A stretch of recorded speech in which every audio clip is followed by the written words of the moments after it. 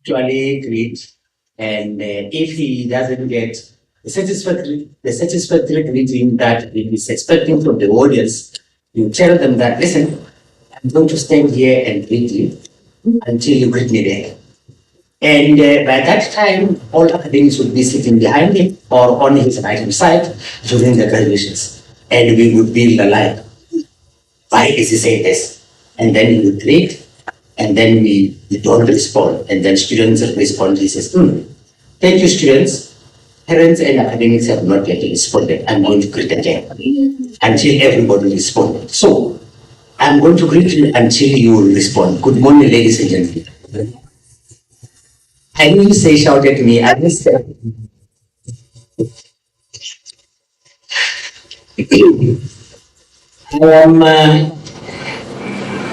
David Mputi is my name. I know that most of the people likes to start with the prefixes or whatever. The rest are the things which I have picked up along the way. You know, as you grow up, you pick things along the way as you grow. So I happened to pick up a title of being a doctor, and along the way that the title faded, and then I happened to pick up something that they called a professor, which I don't know what does it mean. I'm still trying to find out from people who are professors. Maybe our CD can tell us what does that mean. I don't know. Because what I know is being a doctor, it means that you have finished all the NQF levels. So there's nothing to go for now, I mean. So, good morning once more and welcome to the second day of this workshop. And today we are on the second day, as I've said. And I think that each and every one of you had a very good day yesterday. Although I was not around, I have heard from my colleagues that every one of you had a fantastic day. And I hope that the night was also good. Anyone that didn't have a good night last night, so that we can go and have a look at the hotel and tell them that they didn't do a good job? Anyone? No one? Oh, those that were at their homes, sometimes, you know, your bed might actually give you a very, those pains and aches when you wake up in the morning, which is something that you least expect. But I hope that each and every one of you has had a very good night. On my right hand side, there we have got tea and cookies. So don't put your hands in the cookie jar before you are invited into the cookie jar, because the money will actually clap your hands when they find you with the hand in the cookie jar. Colleagues, on behalf of the organizing team of this conference and Professor Mpine Makwe and in absentia, the principal and the vice chancellor of the university, I really would like to welcome you once more to this workshop. And today we are going to have a different proceedings as compared to yesterday, because today we will be having 4 parallel sessions, which are going to be workshops that are going to be held in different venues that you will be directed to. If you get lost, just look for somebody wearing, there's a bee in here. Somebody is sending emoji to me at Kgorong. If you get lost, just look for somebody that is wearing a t-shirt. I don't know what color is this, whether it's green or whatever. You know, they always say men are colorblind, so I might also be colorblind, especially with my glasses on, so I might be seeing things. Colleagues, I have been instructed to ask you to please respond to the evaluation about the yesterday's proceedings. Everything is online. The information has been sent through to you. If it has not been sent, please contact Corina. She will definitely send you the online evaluation form, and that will be for yesterday. The one for today will also be sent through to you. Today we are going to have a keynote speaker by the name of Dr. Nofemela, who happens to be the Director, Department of Cooperative Education at MUT and Saski General. Dr. Fundi son of Femela, or how do they call you, Fundi? Yeah, you would like to be called Fundi. Okay. Dr. Fundi Nofemela, as I said, she is the Director of the Cooperative Education at Mangosuthu University of Technology, which is MUT in short, which is in Durban, South Africa. She holds a Doctor of Education degree from the Cape Peninsula University of Technology. Dr. Fundi has worked in higher education sector, especially in work integrated learning field for over 20 years. Her specialization is in graduate work readiness and employability. As a Director in Cooperative Education at MUT, Dr. Nofemela is responsible for providing thought leadership on all matters relating to work integrated learning, including student work readiness and employability, the development of cooperative education policies, development of processes and procedures for work integrated learning partnership management, as well as oversight over WiL implementation across the institution's faculties. During her tenure at MUT, she has successfully conceptualized the work integrated learning portfolio to encompass other work integrated learning modalities. To support work integrated learning at MUT, Dr. Fundi has also conceptualized and implemented a career development portfolio which includes structured internships and work readiness training, as well as successful employer engagement program, which is featured in the institution's annual calendar and attracts delegates from over 50 external stakeholders. Dr. Nofemela is the General Secretary of the Southern African Society for Cooperative Education, SASCI. Hey, I don't even want to tell you a story about SASCI because you are going to laugh at me. But I was not the only one. I was also Dr. Sisoko. Why are you laughing? Because you know my weak points, please. Oh, and which is a non-profit organization which advocates and promotes cooperative education throughout Southern Africa between academic institutions, the business world, and community organizations. She is also the Africa Regional Liaison for the World Association for Cooperative Education. Ladies and gentlemen, before I call Dr. Nofemela on stage, I would also like to welcome Mr. Moodley, who comes from DUT. So it seems like today Gauteng has been overtaken by the KZN because Dr. Nofemela comes from KZ and so is Dr. Moodley. And we are a university, but funny enough, universities of technology have taken over. Dr. Nofemela is from MUT, Dr. Moodley is from DUT. So, colleagues, with a big round of applause, please let's welcome Dr. Nofemela.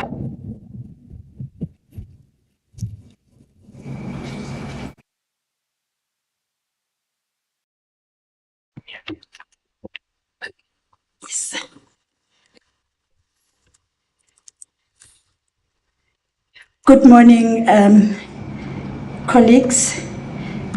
I'm just getting my machine to... Just look at the picture on the board.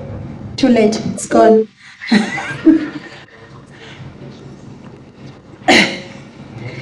Good day, colleagues. They say, I should ask you if you would like them to take pictures of you as your presence. Open. Okay, yeah, that's fine. Yes. Flashlight mode.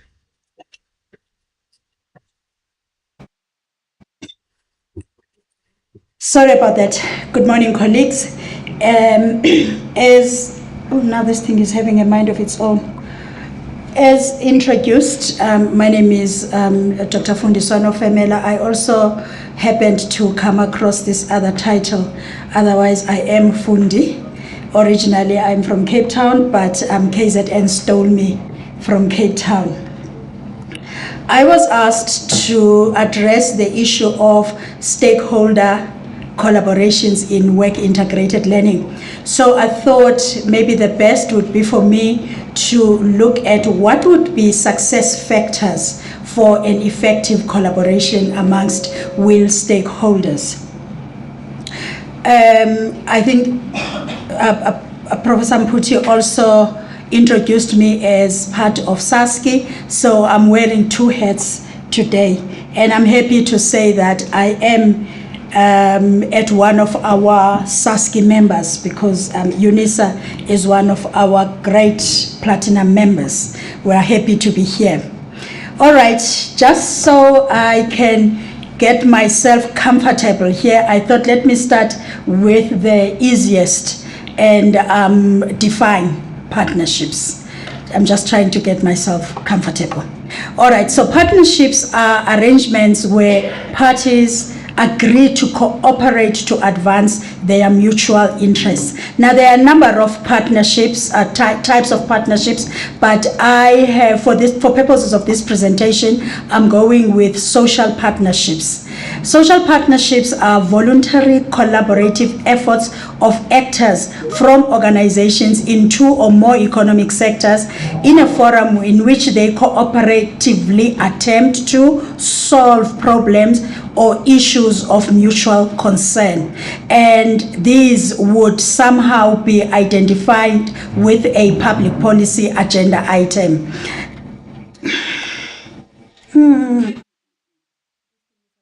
Of its own. Okay, so social partnerships comprise networks that connect some combination of local community groups, education and training providers, industry, government to work on local issues. And what I like was the last part, which says community building activities. That is what Bilat et al. 2007 say. Given then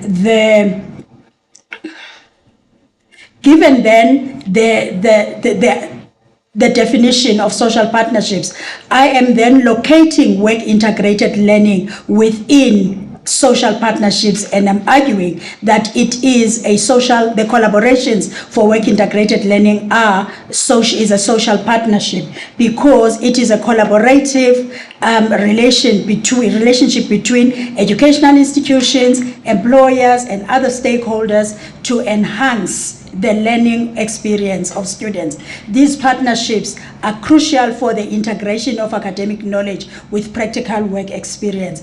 Given that now, who are the partners in work integrated learning? I usually like to use the analogy of a four-legged table. My table used to be a three-legged table, but it has since grown and it now is a four-legged table. The table comprises of one, the institution. So the one leg stands for the institution, which has an interest in the WiL stakeholder collaboration, because we have students that must graduate and must go into workplaces and attain employability skills. Since just going. The next part, I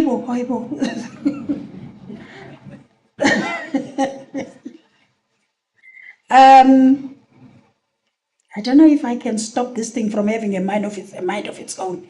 But anyway, then it's industry, right?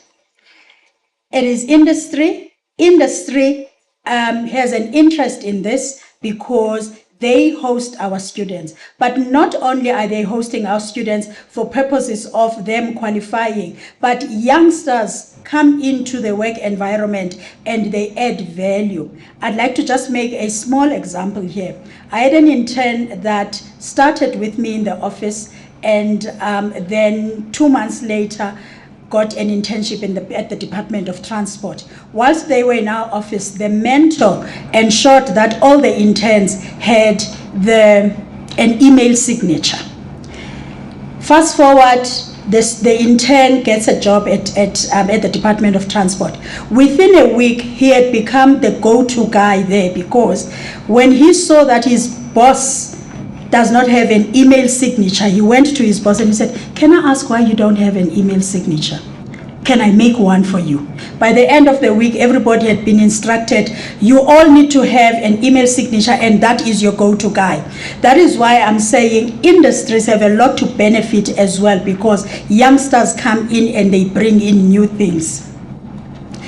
Students wear two hats in this collaboration.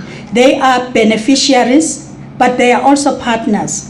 They are partners because they are responsible for their own learning whilst they are in a work integrated learning placement, right?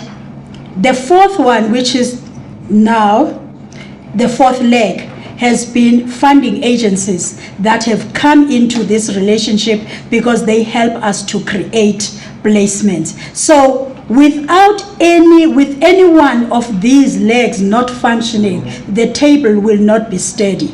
That is why it is critical for the table to always have these four legs, and the four legs must keep it steady. So what then supports a successful work integrated learning program?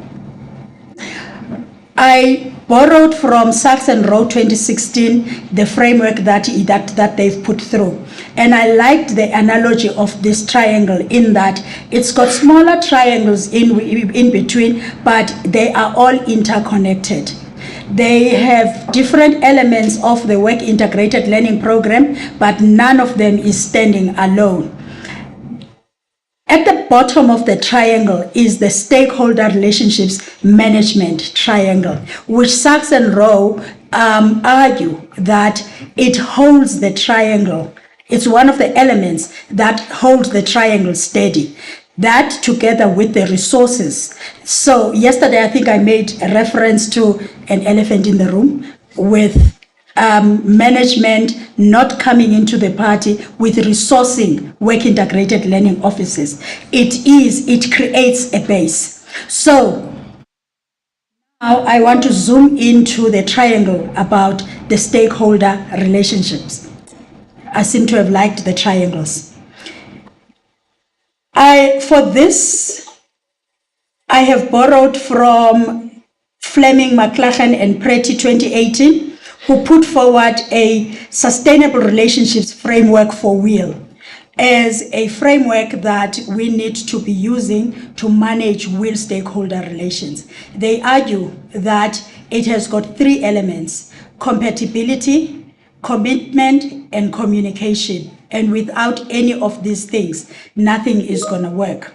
So let's start with compatibility. What are the determinants of compatibility? Now, if you look in the triangle as well, there are a lot of other triangles that are also interconnected, and all the elements here play together in order to strengthen these collaborations. If we're looking at compatibility, there's learning at the top of the triangle there. There's vision somewhere towards the end. There's reputation. There's reciprocity. And these are issues that I'd like to speak about in terms of compatibility as we start these programs, these collaborations. We need to establish whether we have a shared vision insofar as work integrated learning is concerned. In other words, as stakeholders, are we all buying into the WiL program? Do we not perhaps have someone in the collaboration that's saying, work integrated learning students, it's an opportunity for me to retrench my workers and then get students to come and do my work? We want to know, in terms of the institution, are we not then saying, work integrated learning period, we can ship our students off to industry and we can go on with our research because we're eyeing that ad hominem co-promotion. We need to have a vision, a common vision that we're wanting to develop youngsters. We're wanting to have youngsters develop those employability skills. So we need to ensure in this collaboration that we are on the same page in terms of that. Are we able to provide the learning that is required in work integrated learning? In my institution, we use the workplace verification. We do worksite verification. Ideally, it should be done before the student goes into placement, but sometimes because students find their own placement, we do it within a month if it's a new organization. But what is critical about that is that it is a way in which, as an institution, we get to determine whether there is compatibility and whether the workplace will be able to offer the learning experience that is required. One of the things that we would look at, for an example, for engineering is the ratio of students to one mentor. That is critical. We cannot have more than 5 students being mentored by one person in engineering. Otherwise, those students, the EXA, we will be in trouble with the Engineering Council of South Africa. So those are all the things that are looked at as we are assessing compatibility. We look at is there even space for students? Are there tools of the trade for the students? That is all captured in the worksite verification. We do this in order to ensure that the expectations that we have are met, but also, as we assess compatibility, we're also wanting to establish what are the expectations of industry in this whole thing. Reciprocity comes as a win-win situation, which is critical. I think in this collaboration, we are looking for win-win situations. Our students getting the experience, the employer fulfilling its social responsibility, but also learning something, hopefully learning something from these youngsters. The last issue I'd like to speak to on compatibility is the issue of reputation, because that also sometimes comes into play. If I may just relay a short story. I came to MUT in 2015, and there is a national placement program that is happening, run by SASKE. But I noticed that out of close to about 100 and 120 students, MUT benefits only with 2 or 3 students placement. So I say to my peers as a joke, I say, you know what, I'm very distressed because I'm the General Secretary of SASKE. I am looking after the placement, the national placement, but I only get 2 or 3 students placed through this. And the answer that I got was, but you see, employers are critical of MUT.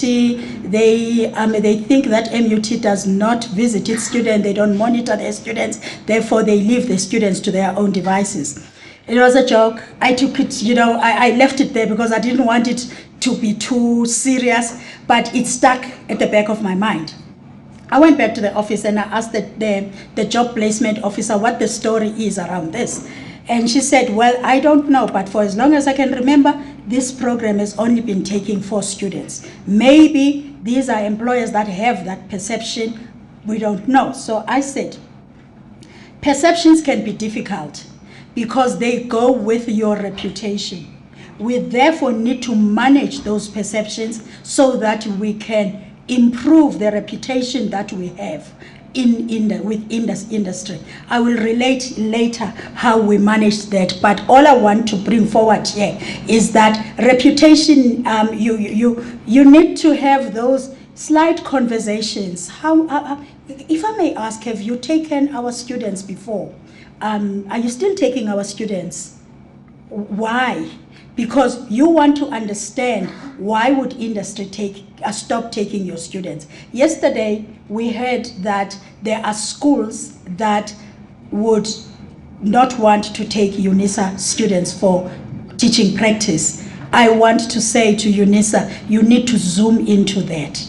You need to understand why those partners are not wanting to come to the party. Because if you don't do that, you will never be able to change that perception. It could have been a personality issue between one mentor and a student, which tainted the entire reputation, and we need to manage such things. The second C is for commitment. Commitment is embodied in agreements. These may be ad hoc or formal. Formal are your MOUs, which is the recommended way. Having an MOU in place that spells out your roles and the roles and responsibilities of all stakeholders, that looks at issues of intellectual property. You place students in industry and they may come across a discovery, and there's an issue of intellectual property right there. If it had not been in the agreement up front, how do we manage that? Issues of insurance. I remember that earlier I think in 2022, yes, Matsake is confirming. In 2022, we had an issue, not an issue, we had a challenge because we were trying to place students, but we couldn't assist UNISA because there was issues of insurance. And we kept on saying, employers are saying your students should have an insurance, and UNISA was saying, but we don't take insurance for WiL students. But I'm happy to say eventually we managed that and we were able to place UNISA students. So these are things that come out as we establish these relationships. Critical is institutional management commitment. Commitment to these, to WiL in general, and most importantly, to the WiL stakeholder collaborations should be at the highest level of the institution. The institution needs to know who are our partners. They need to be there when we engage our partners, because that tells our partners that the institution is buying into this. At operational level, commitment is embodied in ongoing coordination within this relationship management. It entails coordinating all aspects relating to work integrated learning. For an example, a student is in a placement. We as the institution needs to know that that student is there. We need to know, I don't know about in teaching practice, but in engineering and science, the students have to register with the institution, because as much as they are spending 12 months in industry, that is an academic year, and therefore they need to register. As an institution, we need to ensure that we are coordinating that. You don't want a student sitting with an employer and they are not registered, because there are too many issues that could impact. One of the most serious issues is the fact that as an institution, you have insurance on your WiL student, and your WiL student is sitting there and they're not registered. Technically, they are not your student if they are not registered. What happens if that student comes across an accident? The institutional insurance cannot come into play. It is therefore critical that, as much as we tell the students it is in your interest to do this, but we all know how they do things. So that coordination needs to take place. There needs to be coordination of the WiL supervision. That is so critical. It is something that can make or break your collaboration with your employers. I relayed earlier on the story of someone not taking my students because they were saying we don't supervise, we don't visit our students, and it can make or break that relationship. We were chatting with colleagues from UNISA this morning, and they were saying, but there's so many of our students, how do we even do that? I think we're going to need to try and be creative about this, UNISA. It is one of the most critical elements. I don't know how, but we are going to need to try and be creative around it. Third thing is recognition. Nothing motivates individuals more than being recognized for what they are doing. And for universities, this might range from an informal thank you for taking my students to a full-on awards ceremony. I run a biennial WiL Partner Excellence Awards ceremony. And we take our we take all our employers and we categorize them in terms of their sizes, because you cannot compare an SMME with a Tekwini municipality, for an example. So we will take those employers from micro organizations right up to macro organizations.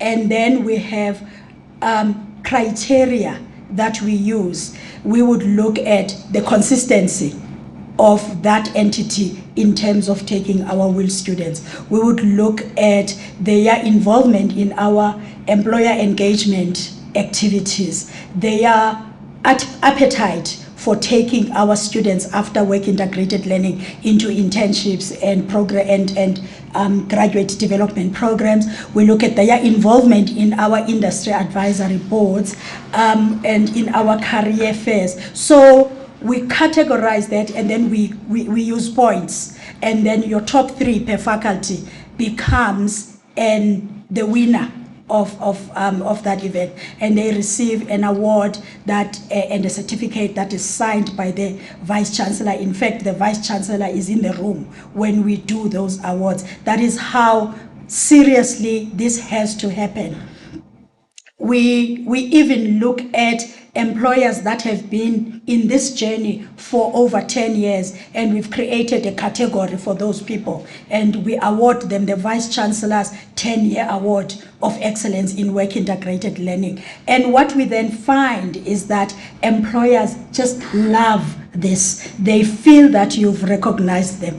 At an institution I worked for before I went to MUT, we were having these awards, and afterwards a gentleman comes to us and he says, next year I want to walk across the stage. You need to tell me what I need to do in order to win an award. And then we thought, this also motivates them. So recognition is very important for our stakeholders. For industry partners, recognition of what we do as an institution could come in something as simple as them putting in a good word about the institution to their peers. Quite often I receive a call and someone says, a peer in X company has told me that your office can assist me with students. I'm looking for students. And that's all we need. That's all the recognition that we need from industry. So it is critical. But these things happen if we build the relationship as we go along. The last C stands for communication.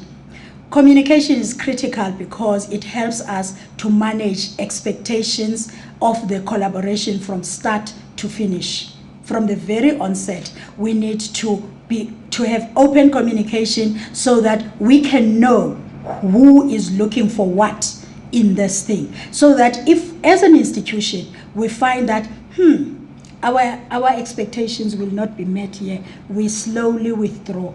Or we convince the partner to say, look, based on our worksite verification, we don't think that you'll be able to offer the full year, but we can do P1, which is practical one for engineering and for science. Of course, for our management, we don't have education, but for our management sciences, it's 3 months to 6 months. But we would then look at the capabilities, goes back to that compatibility exercise, and then we communicate directly. We don't kind of change in the process. We would say right from the beginning, we don't think that your facility will be able to give the training that we require. Let's rather do P1, and in the process we will try and find an alternative placement so that the student can go and do their P2 placement.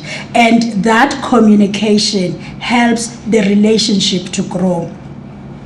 And in that way, it ensures that the hosts know that the expectations will continuously be met. It also ensures that compatibility. It fosters continuous improvement because in that open communication, you are able to identify gaps. And here I want to go back where I was talking about how we managed the reputational issues. After I came back from this engagement and I had spoken to the job placement officer, and then I had said, we then need to be intentional about changing that reputation. And we started what we've called the Work Integrated Learning Imbizo. The Work Integrated Learning Imbizo is held every year. And every year we invite our supervisors, we invite our heads of departments from the institution, the academic departments where there is work integrated learning. We have our support offices like your language center. We have your communication skills department, because they are a servicing department to all our departments. We have our sitters, and we invite everybody, and we talk frankly about what is not right. When I started this, after that issue of perception, which we thought was perception, I then said to the team, my team includes the team in the office as well as WiL coordinators, because of the model that we use at MUT. I said, we're gonna go into that forum, we're gonna need to wear our very thick skins, because we are opening ourselves up to industry, telling it as it is. And we cannot defend, we cannot make excuses, we must just find a way to absorb what they are saying. We did have it in that first year. The thick skins really had to work, because employers were telling us, you're not supervising your students are not work ready, your students don't know how to manage organizational protocols and all that. We document all those things. We go back and we put together an action plan for 12 months, and we start working on things that we can do in order to correct this. And slowly we managed to change the perceptions. We would get back, because this is a loop in communication. You can't just tell me what is wrong and I walk away and I don't come back and say, okay, this is how far I have gone. So in the next year, the next WiL Imbizo, we come back and we say, well, this is what you said last year. This is how far we have gone in terms of improvements. We couldn't handle this because it is outside of our sphere of control. But in terms of this, we have managed to do this. And I'm happy to say that over the years, last month we held our 4th WiL Imbizo. And over the years, we have managed to put in improvements in our programs because of that communication forum. For an example, our work readiness program, when they said your students are not work ready, I went back and I said, how do we do? It used to be called P0 at the time. What happens in P0? Oh no, students attend or not attend, because this thing does not give them anything. They don't get a certificate, they don't get anything. And when they have to, when that period competes with an exam or an assignment, they drop that and they go and handle that. And we went and we said to the institution, we need the work readiness program made compulsory. We need it formalized. We need it in the academic transcript. And we need it to be an eligibility criteria for the placement of student. And so our students, well, those that started with the university in 2018, those students may not be placed without having gone through a 15-week work readiness program. And employers have commended that, and employers are beginning to see the fruits that come out of that. So I'm just making an example of how your employer engagement in terms of your management of stakeholder relationships can actually help you to improve the offering. It also builds trust, because now employers know that we're not just calling them to a hotel and we're giving them lunch and we're ticking a box. They know that we're not ticking a box. They know that we are serious about the improvements, and they can see from year to year that there have been serious improvements. And so, ladies and gentlemen, this talk covers that triangle, because I thought I will just let my talk cover that triangle and talk to all the elements in there. I've touched on learning, I've touched on reciprocity, that win-win, I've touched on recognition, expectations, reputation, vision, coordination, trust. Resources are critical as well in all of this. I did speak about the university allocating resources to this program. If a university is serious about work integrated learning, it just needs to walk the talk. There are no two ways about it. The institution, it has to come from top and come right down. And it cannot, of course, universities choose the model that they want to use. It could be a decentralized model. But the problem with a decentralized model is that every school then has its own policy. They have their own way of doing things. There is no way that the university can have a handle on how we are doing this as an institution, not as different schools or different faculties. And I can say that that is what has helped us at MUT. The next slide is just my last slide, and it just shows the WiL Imbizo discussions. You can see that there are various tables around. So these were, I think this was our first or second WiL Imbizo.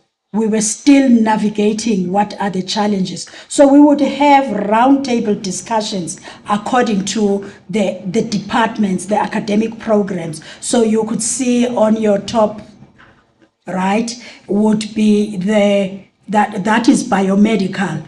That is biomedical, a discussion between the HOD, WiL coordinators, as well as industry. And at that round table, our staff is taking notes in terms of what is it that employers are saying. The other one, the top one, I think, right at the back is civil engineering, then it's is electrical. I see the WiL coordinator for electrical, and then this one right at the foremost is chemical. So you had all these round tables, and then what we then do is we come back and we take all these discussions and create an improvement plan. And that, I think, is one of the things that has helped us in terms of employer engagement. I thank you. It has been wonderful to be here.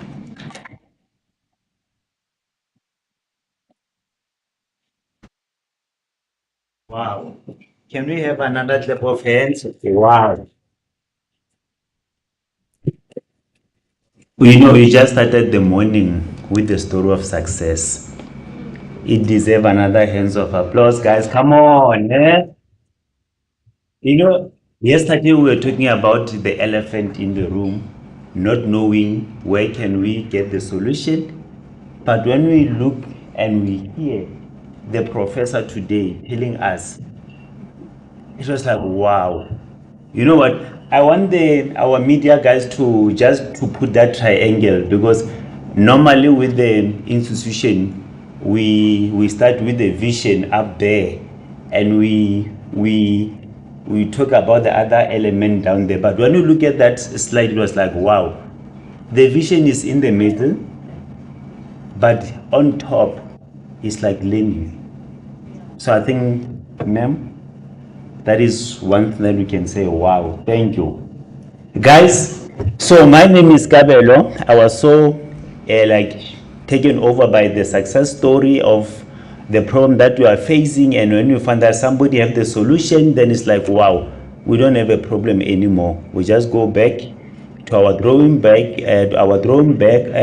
and we recognize what is being taught to us. So I'm going to allow 100 question. I think you've got a lot of questions. I know that you've got a lot of questions. I think there are the mics that they are roaming around. So we are just going to allow a few questions, not 100. As I can see, my boss is raising the hands and saying not 100. Yes.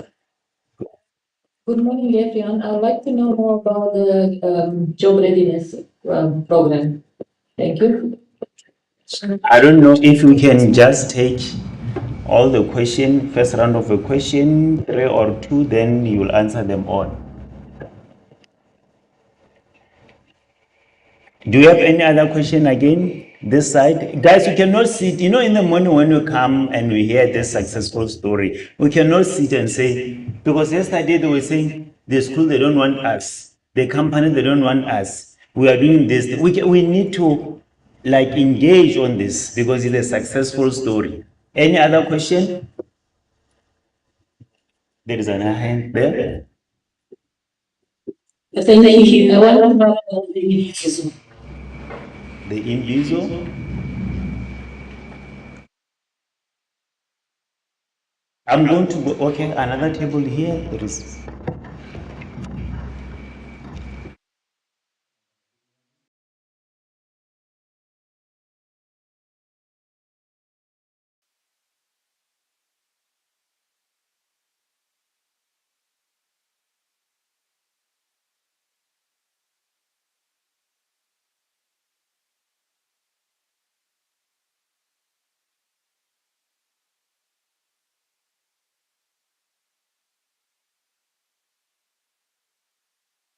Commitment to these two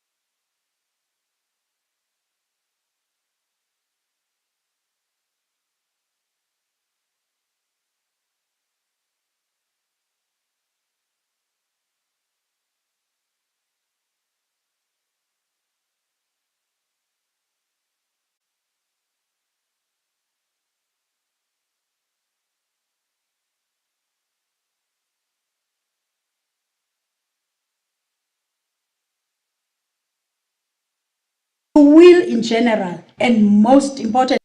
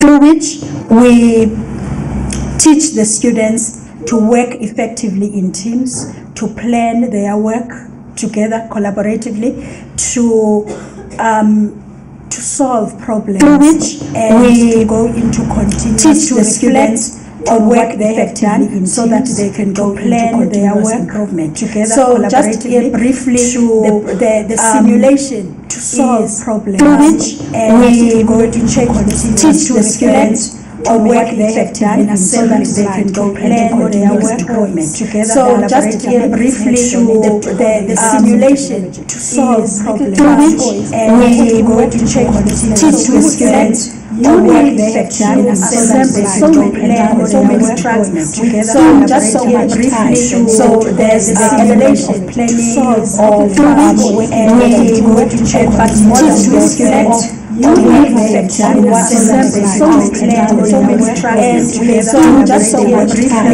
so there's the simulation to solve all and we want to check but more than the students the work they have done, assembly, so many plans, so many tracks together. So just so briefly, so there's the simulation to solve all and we want to check but more than the students the work they have done, assembly, so many plans, and so just so briefly, so there's the simulation to solve all and we want to check but more than the students the work they have done, assembly, so many plans, so just so briefly, so there's the simulation to solve all and we want to check but more than the students the work they have done, assembly, so many plans, and so just so briefly, there's the simulation to solve all and we want to check but more than the students the work they have done, assembly, so many plans, and so just so briefly, there's the simulation to solve all and we want to check but more than the students the work they have done, assembly, so many plans, and so just so briefly, there's the simulation to solve all and we want to check but more than the students the work they have done, assembly, so many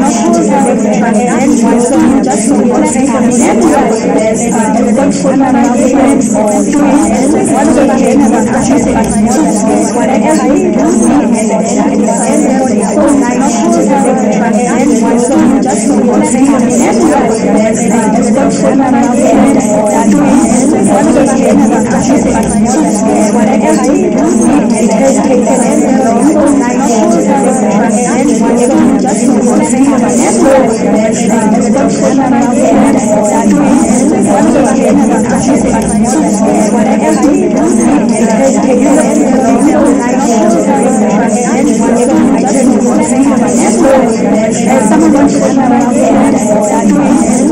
we want to check but more than the students the work they have done, it has taken long, so many plans, and so just so briefly, there's someone to solve all and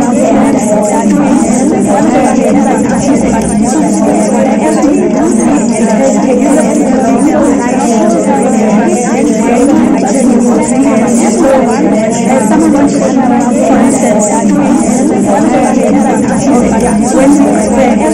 when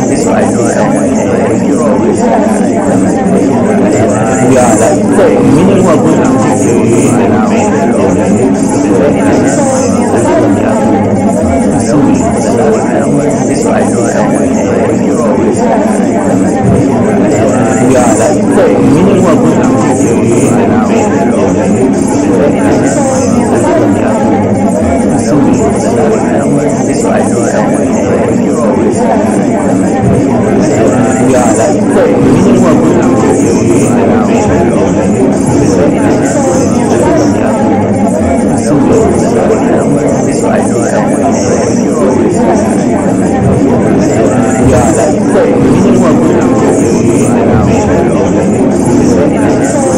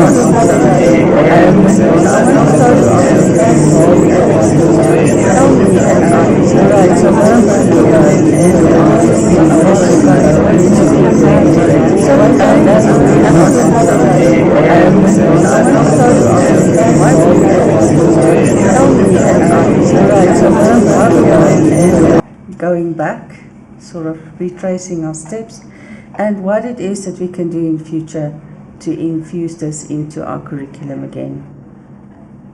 So in our current environment, colleagues, I think you all know that libraries are a little bit in trouble. People don't go to libraries anymore. And what it is that we can do just by show of hands, how many of you have been in a library recently? So in our current environment, colleagues, I think you all know that most people just go to the web and they think they're going to get all their answers there anymore. And what it is that we can do just by show of hands, one of the big things that has happened in libraries have to change considerably. So in our current environment, colleagues, I think you all know that most people just go to the web and they think they're going to get all their answers there students. And what it is that we can do just by show of hands, one of the big things that has happened in libraries have to change considerably. So in our current environment, also if you think about most people just go to the web and they think they're going to get all their answers there students. And what it is this is one of the big things that has happened in libraries have to change considerably. So in our current environment, technology, also if you think about most people just go to the web and they think they're going to get all their answers there students. And what it is this is one of the big things that has happened in libraries. All of it has its merits. So in our current environment, technology, so most people just go to the web and they think they're going to get all their answers there. And what it is this is one of the big things that has happened in libraries. All of it has its merits. It's going to start technology, so most people just go to the web and they think they're going to get all their answers there. And what it is one of the big things that has happened in libraries. Also all of it has its merits. It's going to start technology, so most people just go to the web and they think they're going to get all their answers there. And what it is one of the big things that has happened in libraries. Also all of it has its merits. It's going to start technology, so most people just go to the web and they think they're going to get all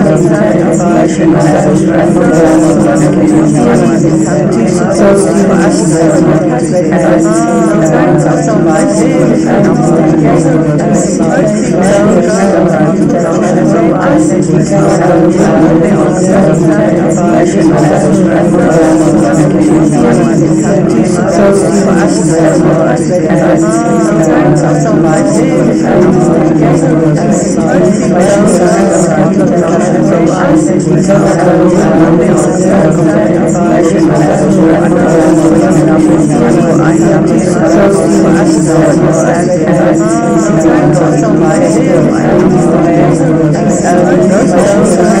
It's going to start technology, so most people just go to the web and they think they're going to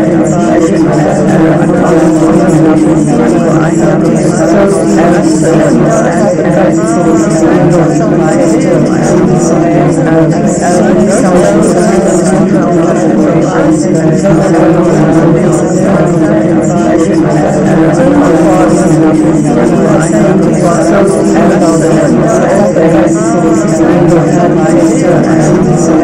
big things to support students is all of it has its merits.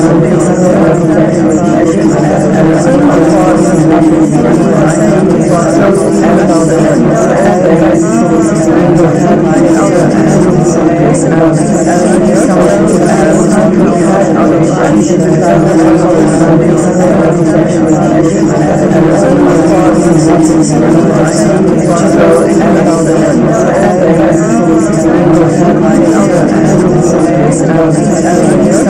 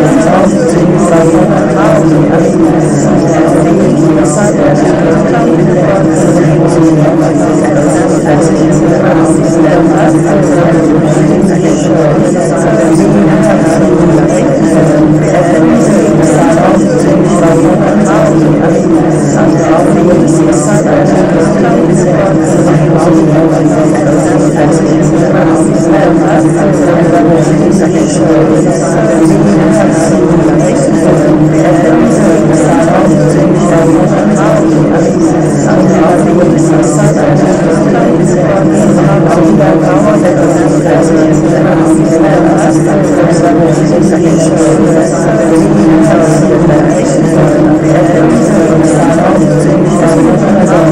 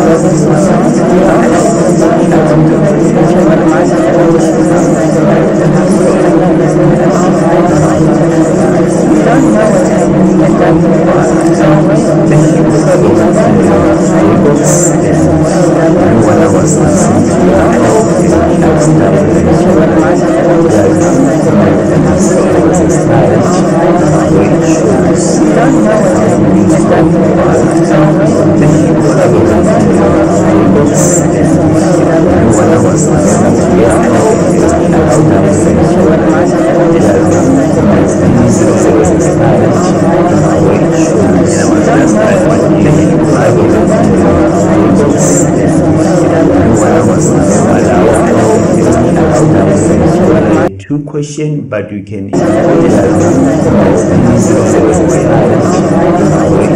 running late because we're supposed to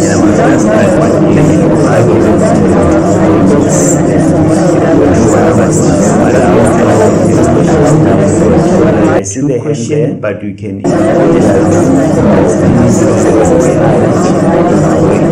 running comment. late because we're supposed to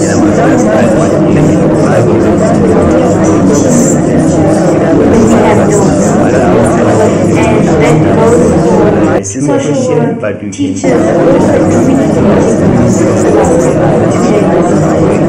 running Actually quite scary because we late don't know because what's we're everybody supposed else to but I guess based on the when we have and that goes for I see the social question, work, but you teachers, can running in that's the context, and that's why late because we we're also supposed decided to because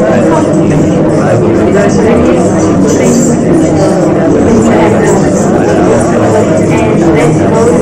I see the question, but you teachers,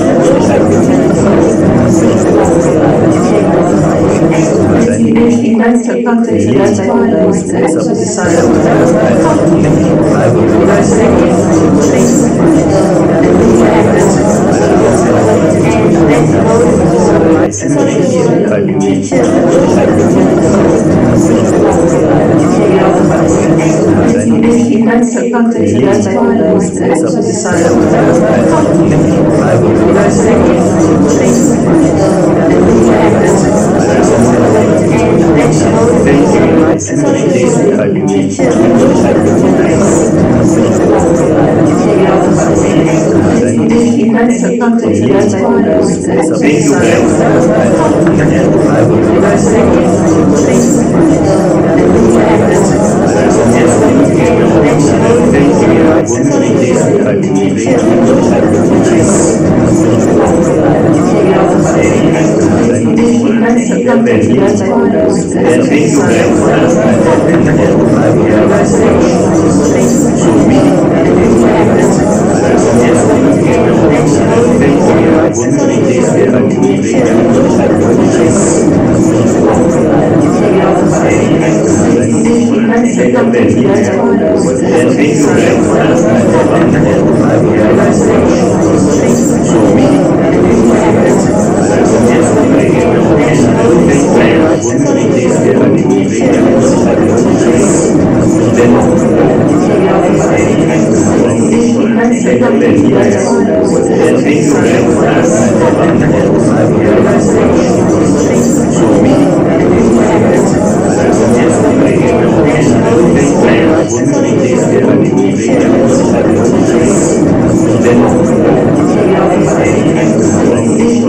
on when we have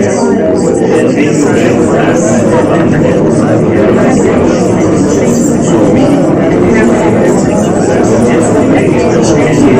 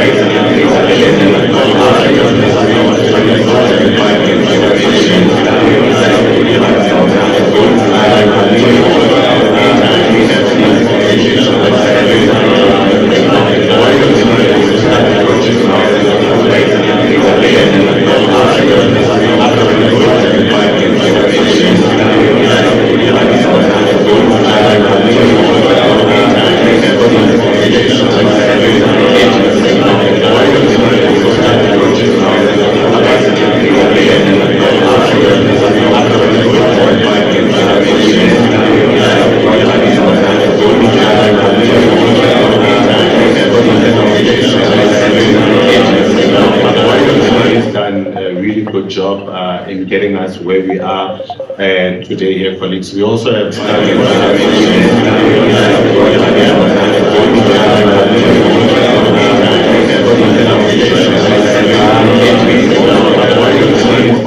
fantastic good job in getting us where we are today here, colleagues. We also have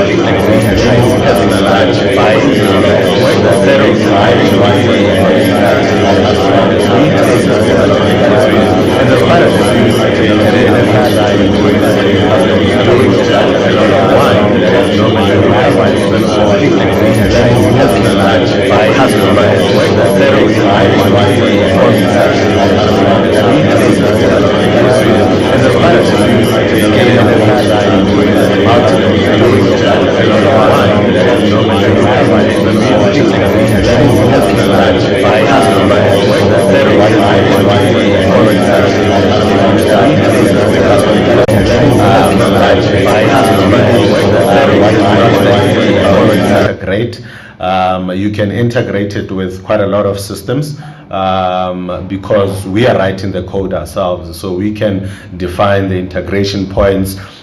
We know which APIs to follow, etc., etc. So that's really, some of the benefits of a custom developed tool.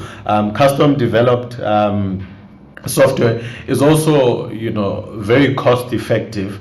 In the long run, we know that in the institution sometimes budget discussions, there are budget constraints. We don't really want to be spending quite a lot of money on either consultants or service providers that have to come to the institution so we can pay them.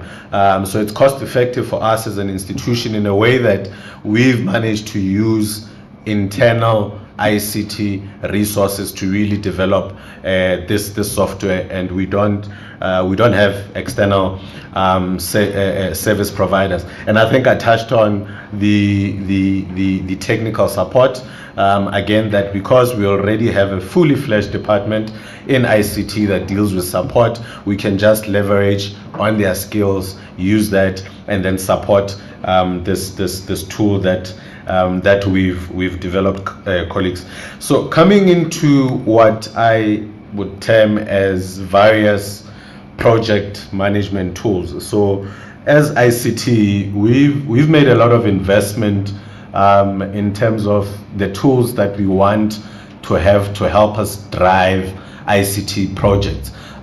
We have a tool that we call Microsoft Project Online. A lot of colleagues might be familiar with that on the right over there. That's the normal, when you use your Word, the Office package, you get Microsoft Project. But as ICT, we went further, and then we invested in a tool called Microsoft Project Online. What this does also is that it gives our principals, the VP in the main, that she can just log on to Microsoft Project Online, and she can see all the project managers. What projects are they currently working on? What is the status of the project? What are the risks associated with the project? Are there any issues? Are there any escalations that need to be done? So that's quite a nice tool, especially for principals when they go to either MENCOM or council meetings. They can just pull up a Microsoft Project Online, and they have a full set of reporting to say, here are all the projects that we are currently dealing with. I am aware that University Estates as well is trying to sort of use a similar tool, because you'd understand that they run a lot of the infrastructure projects in the institution. You might be aware that we are currently building a new campus in Nelspruit through University Estates.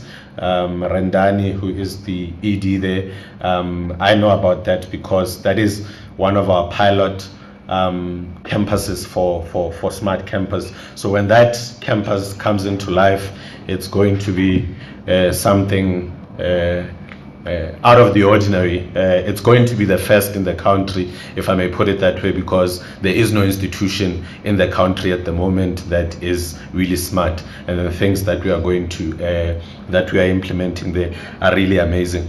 Colleagues, the other slides really talks about, so we've got the framework. So now we know that this is what a custom development tool means versus a off-the-shelf system. What are the project management tools that we used? So now the next step that we needed to do is really a needs assessment. So a needs assessment, this is where we brought in the business analyst through Belinda to go really visit the colleges, have discussions with Dr. Sissoko and other colleagues from different colleges. And really what she was doing there was just to try and get requirements for a work integrated learning. You'd understand that as ICT, we might not, some of us might be academics, but a lot of us are not academics.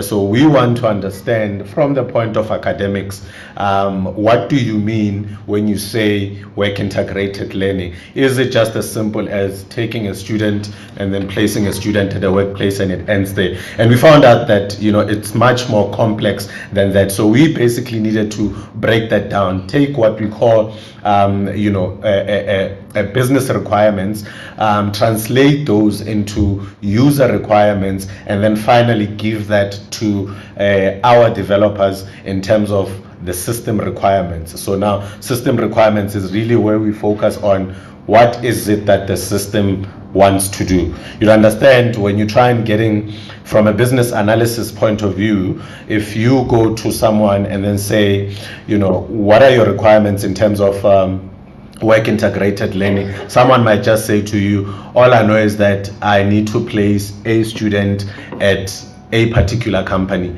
How that is going to work, they have no idea. But we have to go deeper and then try and understand how can we translate what we are being told in a simple manner into basically what a system would understand.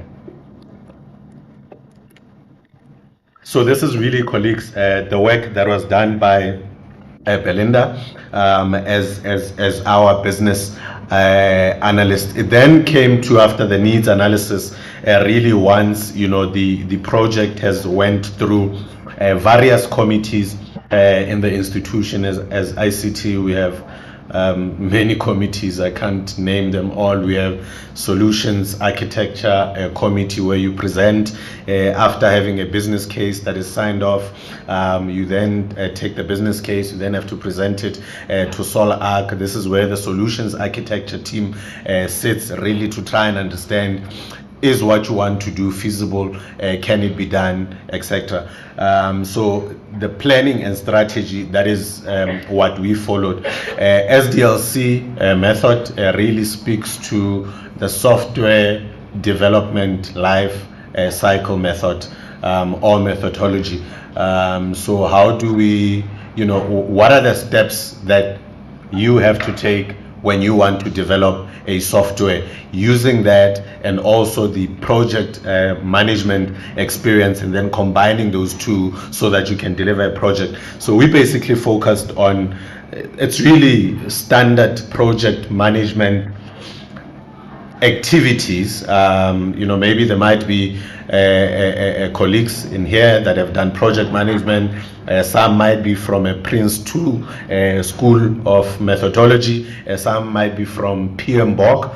Those would have done project management a long time ago. But really, it's all the same. The standards are all the same. You either look at pre-project activities as we define them in the institution. So this is where I mentioned we look at the business case, the different committees that we have to go to present, and then we go into project initiation mode, where we then have to, a lot of the work that is here lies upon us as project managers, where we have to, really draft the project charter, engage with the stakeholders, really lay the foundation of what the project is going to look like going forward. And then you then go into really a planning phase, with everyone. Now, after you've established your project team, now you have your testers, you've established your project team, your developers, who your stakeholders are, who you need to report to, and all of that. And that's really just the planning phase. From the planning phase, this is where we go into execution mode. Execution mode basically just means us running. So we now know exactly what is it that we're going to develop. We then ask a VJ to start opening up his other softwares so that he can, him and his colleagues can develop the software that we need. Where we are, colleagues, now we have not reached project closure mode. The project is not yet closed. We will get to that. I think by December we would have closed, but this would just be us closing what I call phase one of the project, because there's still additional requirements that we still need to entertain, and then go forward and go back, either ask for more budget, and all of those things. The last but not least really is around project implementation and support. Project implementation and support speaks to what I spoke to earlier around involving ICT support to come. We've already done the work already, in terms of explaining to them what sort of calls can they expect, what sort of user queries can they expect, either from students, from staff, and all of that. And they are already ready, and they would be expecting calls once we go live with the project. Part of the planning phase, colleagues, I looked at a couple of, I just did a simple slide around the deliverables, that if you are interested, if there are students that are interested in project management, etc. I think there's also some of these slides I like repeating that my slides, obviously, I think there's less text, if I may use it that way. I like using a lot of pictures because I think it just it's easier for me. So in terms of the project deliverables, there's a few ones that we looked at. There were issues around identifying subject matter experts. We had to appoint a development team. It was the actual software development. We're busy with the configuration and the setup. We are going to go live in a few weeks, I think in about 2 weeks or 3 weeks. We've already done the UAT sign off. The training has been a big part of this. Dr. Soko and the colleagues that have been helping us with the training, they've done a very good job there. And I think the project closure, I've already mentioned that. So with that said, colleagues, that's really just providing the framework, the thinking of how we got to where we are. I hope I have been audible, colleagues. Okay. I'm not finished yet. I promise to be very short. Okay, colleagues. So this diagram here, call it a simple version of an architecture of what we really thought about. In the middle there, a lot of everyone really in the institution, students, staff, lecturers, everyone interacts with the learning management system. We have a project where we are fixing quite a lot of things on Moodle that's run by ICT. So everyone interacts with Moodle. So we looked at So we looked at what is it that Moodle in its current form can provide us as an institution to try and satisfy the requirements that the business analyst or Belinda would have got from the different users. We found that Moodle obviously has quite a lot of things. So that's where Moodle drives the institution. Without Moodle, we can't really do anything in the institution. So a lot of the activities that are done by students, by staff, sits in the learning management system. So we found that since all of these activities are here, how can we augment or supplement some of these things that Moodle already provides? We already on top there, colleagues, where it says student information system. That's where when you log on, that's where your username, that information is stored in a system that we call student information system. So a student signs in, we've got the student status, if that student is enrolled, if that student has modules, if that student is discontinued, we've got their academic record, we know when the student has graduated and all of that. So all of that information sits on the student information system. That information is then passed on to this Moodle component. So Moodle has quite a number of activities within them. On the left, I think is it still my left? Yes. On WiL administration system, colleagues, this is where we then had to, yes, a custom developed tool just to try and manage the placement of partners and to manage some of the programs that we will be running on Moodle. If you look at the right there, top right corner, it says Poodle. So when we started, we found that there's a system called Poodle. Poodle really was a system that provides audio and video conferencing capabilities. So we wanted to take that plugin and then integrate it to the current Moodle system so that we can allow either students or staff to do audio and video. So if a lecturer wants to, have audio or video proof of what the student is doing at a particular workplace, we were thinking we want to use Moodle to allow that capability. So a student would take their phone, go to company X. When they get to company X, whatever it is that they want. So if the lecturer says, I want a capability to be able to monitor them perhaps real time, and if that student has a cell phone that's data enabled, they can then log on to the WiL administration system, start recording themselves, and then that will then be that information will be sent through to the Poodle for the lecturer or the supervisor to do whatever that they need to do, whether it be grading the student and all of that stuff. So that's what we initially looked at. We then looked at what we call a Big Blue Button. It also provides, a similar interaction. Big Blue Button, colleagues, is more of it's a competitor to Microsoft Teams. In really simple terms, a lot of the functionality that you get on Teams you can get on Big Blue Button, but Big Blue Button basically just goes a bit further in terms of the work that you can do on it. So we looked at Big Blue Button and Poodle to integrate into Moodle and the WiL administration system so that we can give you this work integrated system. And right at the bottom there, where it's orange, it really speaks about Power BI and reporting, and this is one of the focus areas that we have to go into. I did mention earlier that I also happen to be a project manager for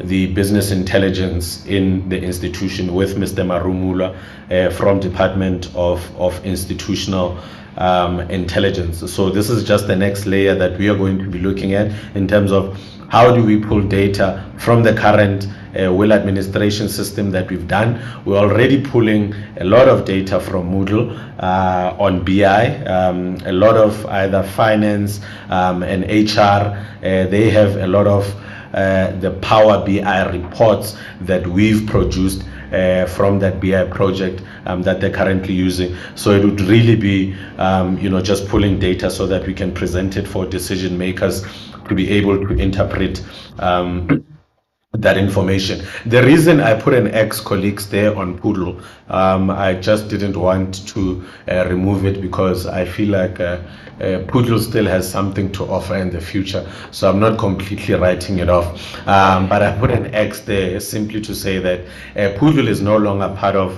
the work integrated system. We don't see why we should be using it in the current version. So we've decided that Big Blue Button is going to do all the work for us because it does provide audio and video conferencing capabilities. The colleagues, David, are there for the training. They would do training, and then you colleagues would see how all of these systems do work. Colleagues, I'm not going to be taking questions as we go along. Please note them down if you do have. As I said, it's okay if there are no questions, colleagues, as well. I'm more than happy with that. Colleagues, this is just the presentation of what it looks like when you basically are coding. You can look at it from left to right, or from right to left, or bottom up. But really, what sits at the bottom of any system that is developed is what we call a database. So a database, is where you store information. Simple terms, that's where you store information. Everything else that needs to happens on top of a database. You then have the technology stack, which we then had to decide what technology is going to be used for this project. The technology that was chosen was Java with Spring Boot framework. Again, this is where the technical comes in. Those pictures in the middle there really speak to, especially the one on top in the middle there. It's the code, colleagues. This is what ICT developers do. They write code to help us do what we can do. The last layer that we had to look at was the user interface. So the user interface is the part as an end user that you are seeing when you use any system. So for example, when you log on to I know we are busy developing the student mobile app. I'm not sure if it's done. If you log on to your mobile banking app, colleagues, that interface that you see, that's basically what it means when I say user interface. There are tons and millions of lines of code that are sitting behind that app. There are millions of databases that are sitting, security and all of that stuff. But as the end users, you only see the last layer, which is really the development, the user interface. So that's basically what had to be done. I try and emphasize this because we realize a lot of colleagues, when they want systems from ICT, they would either say, but ICT is slow, ICT cannot give me what they want quicker and all of that stuff, not understanding that it's really an intricate, complex process that needs to be followed to bring a system to life. Colleagues, I don't think really system functionality is something that I want to touch on a lot, but just to track back, one thing that I didn't mention is that UNISA as an institution, we had a system that we called teaching practice, from teaching practice office. There were engagements between ICT and the office to try and use that system. What we ended up doing was we took the source code of what was existing at teaching practice, because our focus was really more on social work. We then took the source code, gave it to the ICT colleagues, and we basically re-engineered that source code and then added on additional functionality from the requirements that we got. So that's really what the slides speak to. So the current functionality that was on the teaching practice tool proposed is what is currently sitting on the tool that we have. On testing and quality assurance, colleagues, I'd be doing again an injustice if I were to speak. Apologies, that's for the next slide. That's training. But on testing and quality assurance, I did say that we do have a testing team. So testing, colleagues, a life cycle for testing follows really 3 or 4 things. It's the requirements that you've already gathered.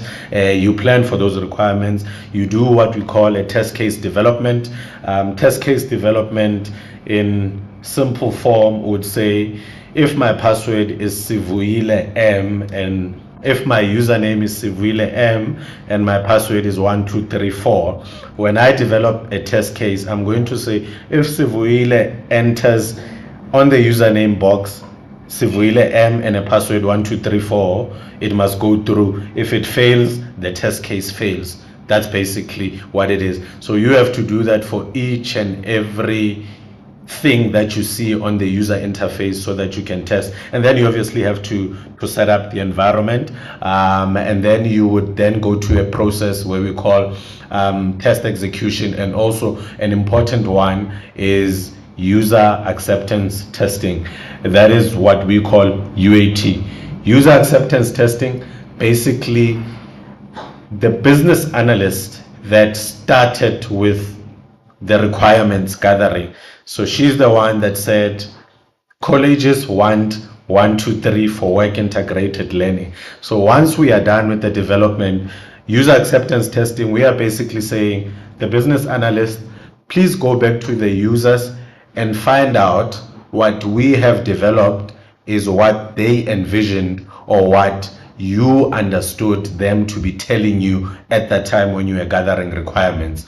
That's basically what a UAT is, colleagues. So she collected the requirements, we've developed the system, and now we want to match that. What we've developed matches what was envisioned in the beginning. So we also followed this process for UAT, colleagues, and then we signed off UAT. So we were happy, although there were a few things that came up from some of the lectures that we engaged as we were doing UAT. We see this happen a lot. Once you develop a system, then you take it back to the users. Now they can see the live system working. Now ideas start popping up. Oh, I would like to have 1, 2, 3. I would like to have this. Please add that and that. But because we've got governance processes that we have to follow, as ICT, we will note a lot of those requirements, a lot of the things that you would like to see on the system. Then we can put that for the next phase, because we also have KPIs, and we are measured on the BRS, or the business requirements specification that was developed by the business analyst. We need to make sure that everything aligns. So if we entertain everything else outside there, it ends up being what we call a scope creep, and our projects will be delayed, and it would look like we are not developing on any of the projects. This is around training, colleagues. I'm almost done. Training, I think the colleagues from CPD and the trainers are going to do a much better job. There has been training that was done. I know a lot of supervisors were trained. I managed to attend some of the student training that was scheduled. Staff was trained on WiL project, and if I'm not mistaken, Doc, training is finished. So we've done a lot of training, and I hope a lot of you did manage to attend that training. So the deployment and go live, colleagues, is the next stage or the next step that we will be doing in the next 2 weeks or so. We've already started with the process. There's quite a few things, some committees that we have to go through before we really introduce a system onto the UNISA production or live environment. We've started with those processes, so we should finish, and then we can really launch the system, hopefully sometime mid-November. One of our dependencies again is that big blue button that I spoke about earlier. There is a project in the institution that's already running with Big Blue Button. So we are really just consuming the work that they've done, because it's a separate project for the purposes of collaboration and integration. I think I've already spoken about the maintenance and support that we are engaged. We have engaged with ICT support and maintenance, and they are the ones that are going to be assisting us going forward with any of the queries that might come from students or staff. And with that said, colleagues, there are just 2 items that are left on this presentation. It's the demo that VJ is going to do. I see I'm on 41 minutes, so I'm not doing that bad on time. and then David to do the training. I think we've allocated 2.5 hours for this session. So I would like to pause here, colleagues, and I would take any questions, if there are any, from the presentation. If not, Vijay would then come up. Vijay, do you need your own system? Okay. All right, colleagues, I'll be taking questions. Is there a mic? Thank you.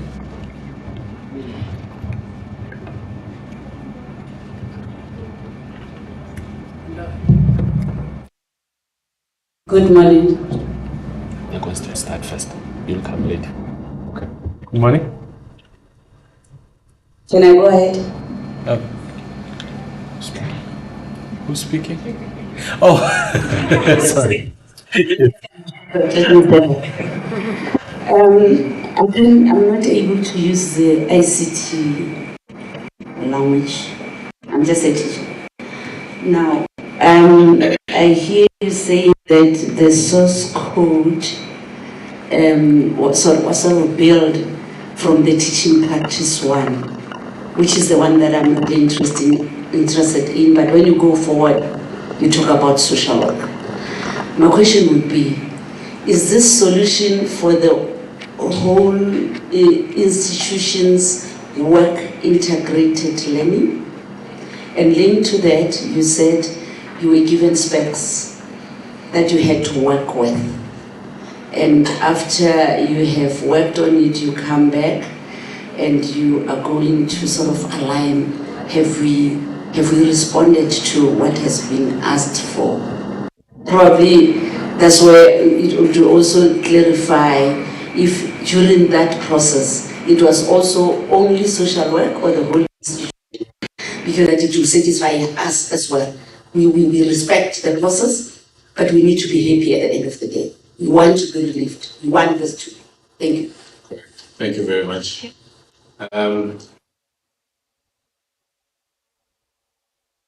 Dr. Soko is going to take it really and try and give a bit of context on the process that really was followed.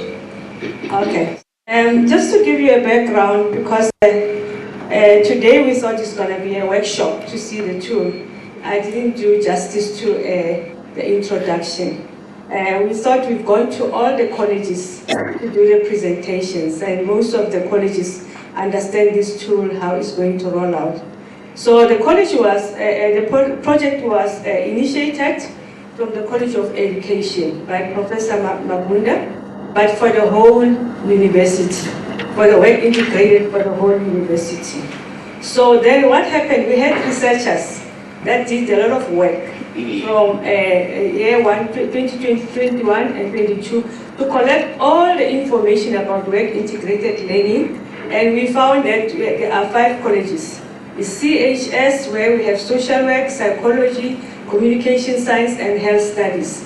And then we have CAIS, we have CSET, we have College of Economics and Management, and we have CEDU, the College of Education. So when the business analyst started, she started at the College of Education. That's where she found the TPO system that is being displayed here. So we had a lot of discussion with the TPO unit. Then we discovered that no, there are things that they didn't understand, but we needed to move on to the other colleges. So what we did then, we went to College of Human Sciences to start the real digging of information about work integrated learning. And the first stop was at the Department of Social Work. They are now at the Department of College of Communication, and they are moving on to psychology and to the other colleges. So all the colleges that I have mentioned are going to be approached. It's phase 1, this one that you started, phase 2, phase 3, and I think Prof. Makwe and Prof. Mabunda and Prof. Serote and Prof. Daule are on board with that process from the College of Education. So what I'm trying to say is that the funding was made for the whole college of, the whole university for for the colleges where work integrated is being implemented. But Mr. Mdawe can explain what the source code means, because I cannot explain about the source code, because the source code, that source code is the one that they used to develop for social work. So they consulted intensively with social work. They're now consulting with the other departments, and they'll be moving on to the others. And then it will fit with every department, every college, how it's going to be structured from the student system. Thanks. Thank you very much, Dr. I think it's the guy that does the roving one. Yes, there's a question over here. But just to further explain on the source code, as ICT colleagues, we understand that we might be different colleges, departments performing various tasks, but at the end of the day, each and every one of us here, there is one primary task, and that is to serve our customers.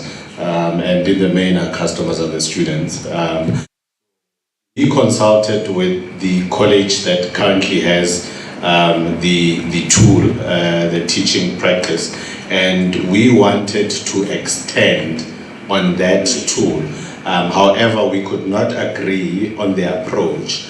That is why we then asked that we reuse the source code.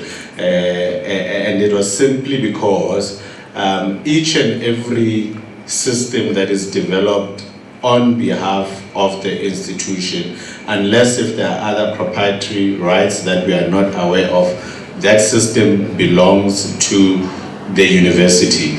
And as ICT, we are custodians of a lot of the systems. So what we did, we had to borrow to say, instead of reinventing the wheel or starting from scratch, can we rather use the existing source code and then build on that? And that's really what we've done. I think Dr. Soko has answered the question in detail. Thank you. Okay, okay, sorry. My interest, I'm very excited about this because I think it's going to solve a lot of the problems in work integrated learning. I would like to check, because you spoke about videos that students can take in real time, and I'm interested to know whether we've established to what extent employers will be comfortable with this, because sometimes employers don't even like students taking videos of what they are doing, because I mean for intellectual property issues. Thanks.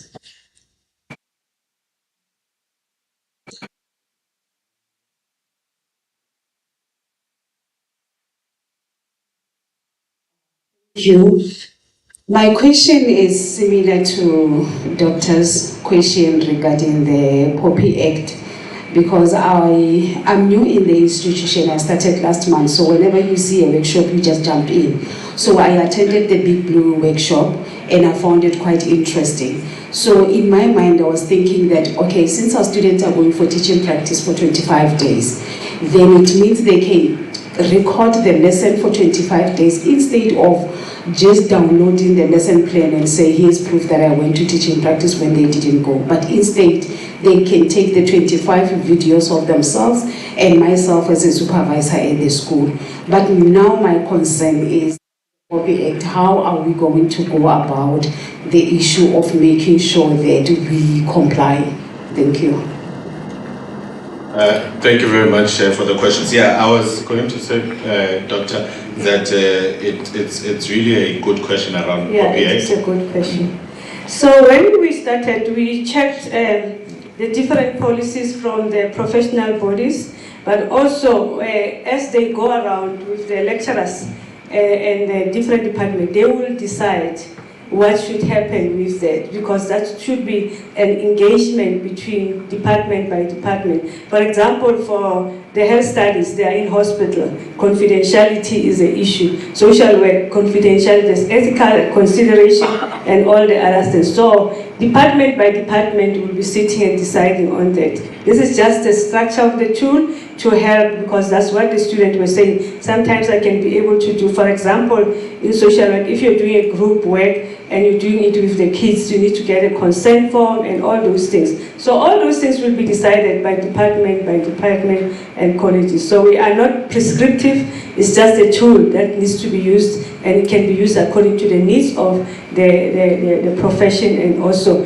that's why in the next week we are engaging the professional bodies in terms of the use of technology, and they'll be engaging with the students. This conference is going to be like this next week, where the professional bodies are all invited to engage in this topic.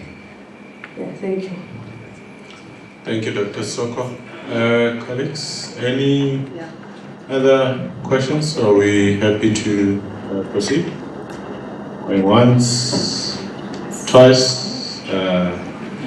Okay, happiness. Thank you, colleagues. I think Vijay had said you'll do the demo after Richard.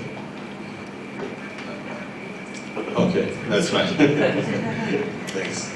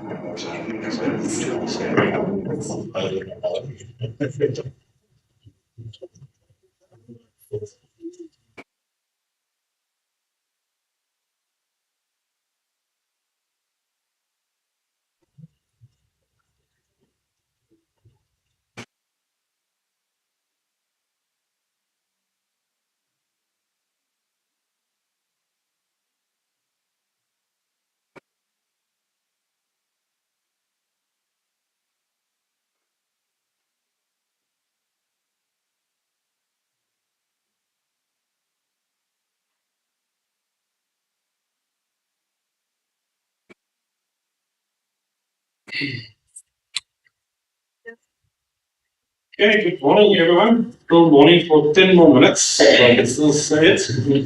I hope you're all well. So, my name is Richard Wright. So I've got David here with me, and we've also got Lucas. So, we are actually from the ADOVH team.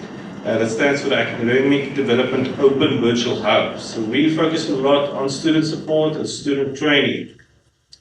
So in this instance, we were approached by the WiL project team to assist just with the initial student training, setting it up. I actually see our students over there. Wave to everybody that we've trained.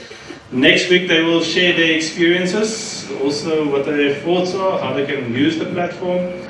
So today, I thought we'll just share with you a bit, what we went through with the students, what we will be training them in the future, and also the approach that we'll be taking in the future for training.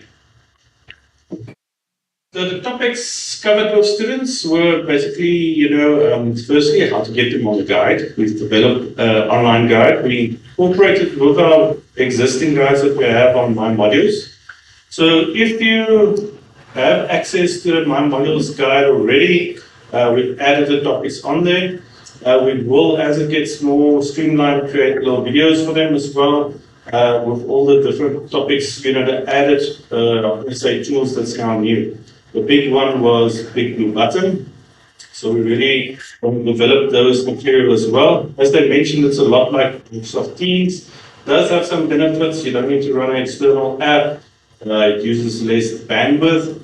And it's just the interface is a lot cleaner. So we'll see actually how that goes. The only downside about Teams, if you're thinking of using it for a big group button, if you're going to use it for big groups, it's still about a max, I think, of 100. But for smaller groups, it's one of the better tools to use. So we went through the tools that the facilitators will be using. That's including the forums. So we showed them the advanced features of forums, upload files, photos, and then also how to submit assignments. But in this instance, using the assignments to actually send confidential information to the facilitator. So maybe it's the records of the work being done. And then finally, we introduced them to the 4IR skills, where they can further develop their skills. And then also we look at, especially Microsoft 365, in the end, those skills for the system with this online communication with the facilitators, but also in their workspace. So as I mentioned, the course that we created is a currently on my modules. There is a short URL for it. It's bit.ly/Lisa World. Let me just quickly open up the web page.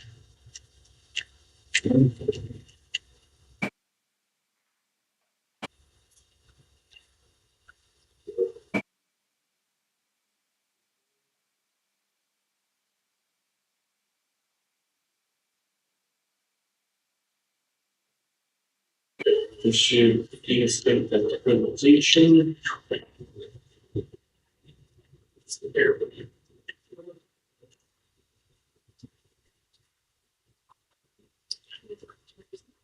So BJ will take you through the demo as well, especially once the steps after the students, what happens then.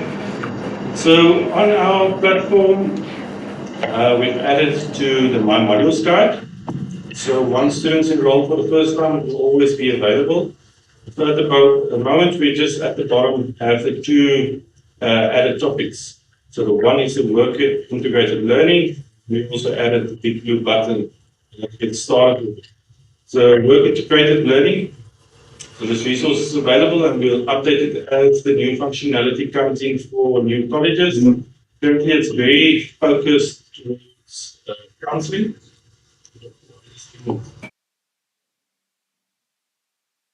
On those tools, we take them step-by-step guide through how to access this.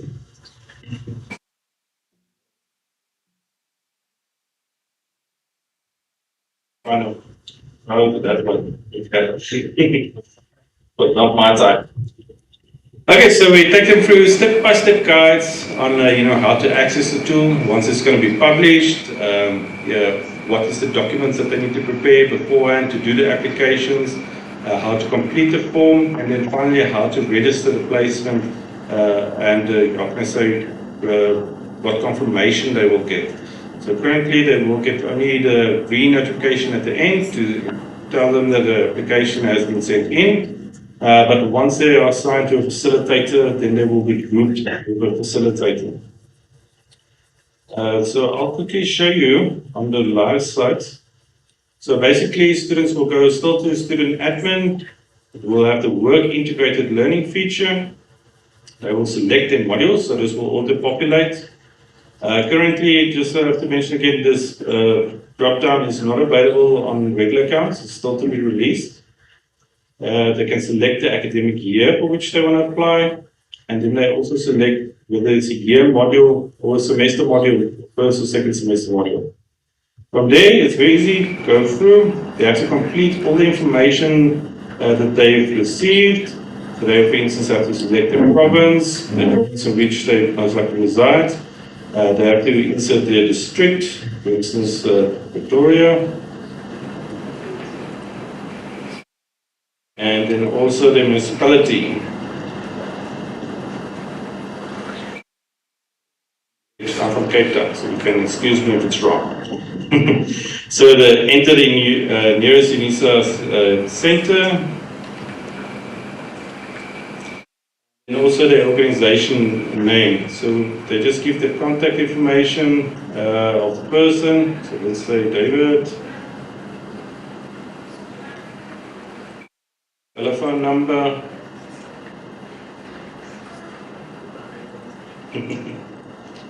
And then our at UNISA, they see that there. So they just complete all this. The big step is when they have to upload their forms. Now, it does explain to them here, exactly which one must be submitted there, but we did inform them, preferred is always PDF documents. We should introduce them to some tools they can use as well to convert to PDF documents. So in the future, if they that's added, even with when they're going to be using the assignments tool, they need to perhaps merge the evidence that they've collected, to make it just easy and quick for them to submit. They basically just come here, choose all the folders, all the files that they need before they start the application process. DJ, you can jump in if I'm wrong. If anything has changed since we've done this. And then they basically select their Form 50, and then lastly the solemn declaration. And then here they just click register placement. They have to declare that all the information is correct. Check, confirm at the top row, make sure everything has been typed in correctly, and then they click register placement. Once they've done this, they get to the screen, takes them back to the main screen where they get this confirmation message. So with the training of students, we've got very bright students, all of them know UNISA systems already, so hopefully they were very glad about the guides as well. We showed them as well, especially we focus mostly more at the advanced tools since most were already in the system. But we have also enabled this online Big Blue Button. It provides a good guide how to get started with Big Blue Button from a student perspective. And then we've also actually added a demo. So they can have already, we had a lot of interactions on this as well. So this is open for you as well if you want to go have a look what Big Blue Button looks like. This is really the playground to test out different functionalities, all of that. So I'm just going to click listen only. So here's basically like I said previously, we've had quite a lot of chats on here. So luckily it keeps it private, so every session we have starts with a new chat, and we do clear that as well. But for you as well as, how can I say, academic, refer your students to these resources. It's available, we'll update it to make sure that it's updated with any changes that's coming, not only on the WiL tool, but also on the Big Blue Button and all the various Moodle tools that's available that I mentioned on my modules. Now lastly, I just want to mention the future plans. So we did meet with the regional DLAs, so they did digital learning advisors. They're usually on the front line with students because they work in the labs in all the regional centers. So especially with this big cohort that needs to be trained, we recommended when they go do these face-to-face trainings to get these regional digital learning advisors involved. We had a training session with the digital learning advisors. A lot of them are very keen to partner with the WiL training. So in the future, especially face-to-face regional training, we have facilitated DLAs. They have also, we'll work with them if they need anything additional to be implemented for them to successfully do this training. We're open to help them on the site. So I think, in that terms, the regions have now been informed as well of the possible changes that are coming with work integrated learning. And they have now been introduced to the initial how to support students, what is the tools that students are going to be using. So they are also already capacitating themselves on that. So when it rolls out, the DLAs in the regions will also be ready. Okay, thank you. So that's all for us for students. So next week we will hear from the students where they have now hopefully tested out the tools again, see any gaps, but they will give us feedback and have an open discussion on how we also see the future. Thank you very much.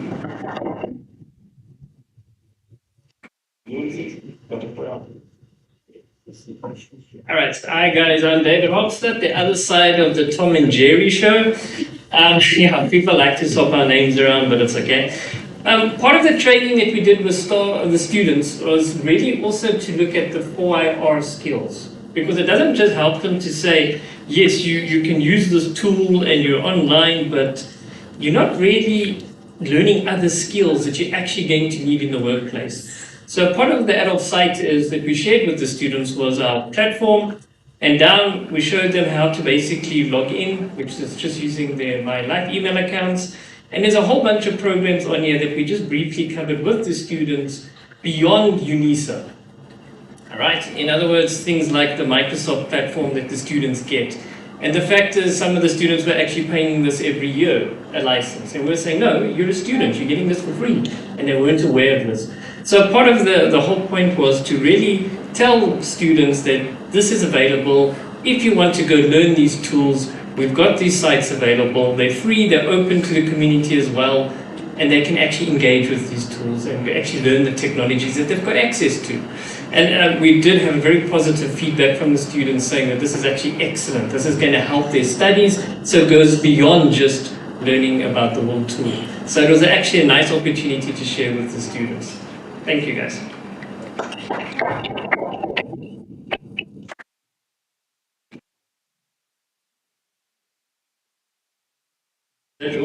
Yes, thank you very much. Vijay, you ready, sir?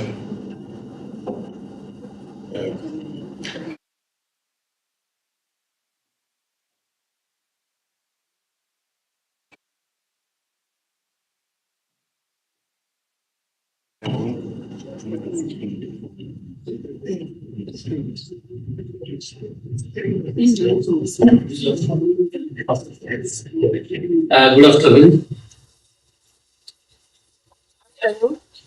I'm Vijay. I'm a developer for this project.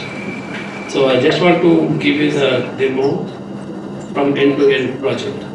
Like starting from the student, then the coordinator, then the secretary. I will show you the views and I will demonstrate how the tool works.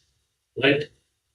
So let me go to the student view first. When a student comes in, they will go to the tool. Right? So we will display the current registered modules for the specific student, and they choose a academic year and they choose a semester period. So here, so we developed this for social social social work department. So this form basically for that department. So when a student comes in here, they can fill all the details.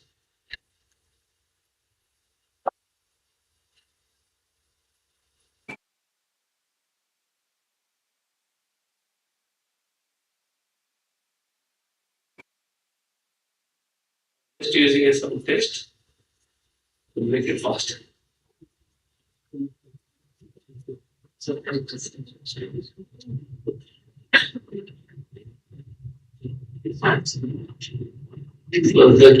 the student must upload the four forms in order to request for a placement.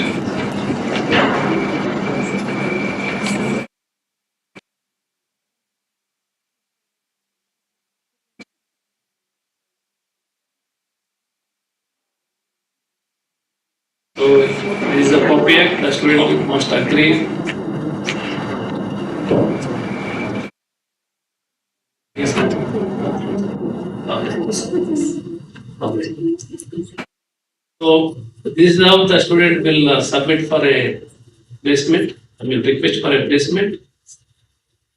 Then the coordinator now. So let me show you the coordinator view. This is what the coordinator can see. So when a coordinator logs in, right? So they can choose the province they use. So what basically coordinator does is he will see or he will receive all the placement requests from the students, and the coordinator will assign the number of students to a specific supervisor. Okay, and also the coordinator will send a email to the organization with all student data so that the student can visit the organizations. So these are the students submitted for that province. I'm choosing one here. This is how the coordinator will send an email to organization. Right? They will fill the address here.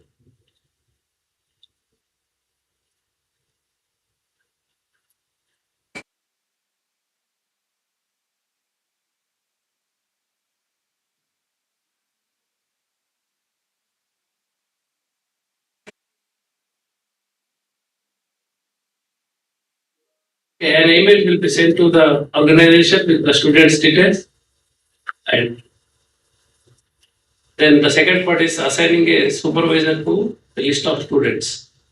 So I'm choosing a student here.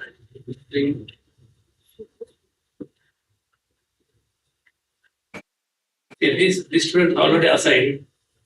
So These are the list of all supervisors available to the department. Okay, so then when a supervisor, you can't hear me. You can't hear me. Okay, so I must be more loud. So now, when a list of students assigned to a supervisor, right? So then they will the teaching practice is done on my modules. That is called Moodle. So let me show you the student view for the Moodle. So this is what the student can see when the student logs in. They will see a site here. So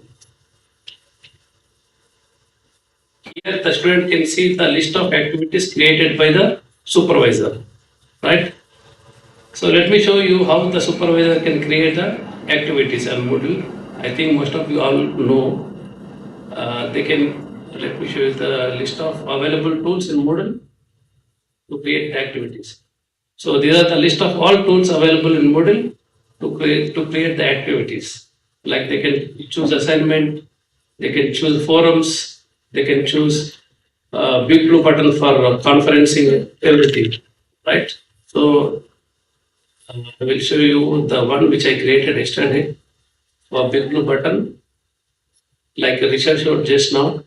So we can create a session here so that on the other side the student can join and do his presentations or the work is busy with. You can do a video or audio recordings. So this is how the tool works. I think I covered everything. I'm not that good with presentation, so don't mind. So these are from the development side of WiL. Any questions? No.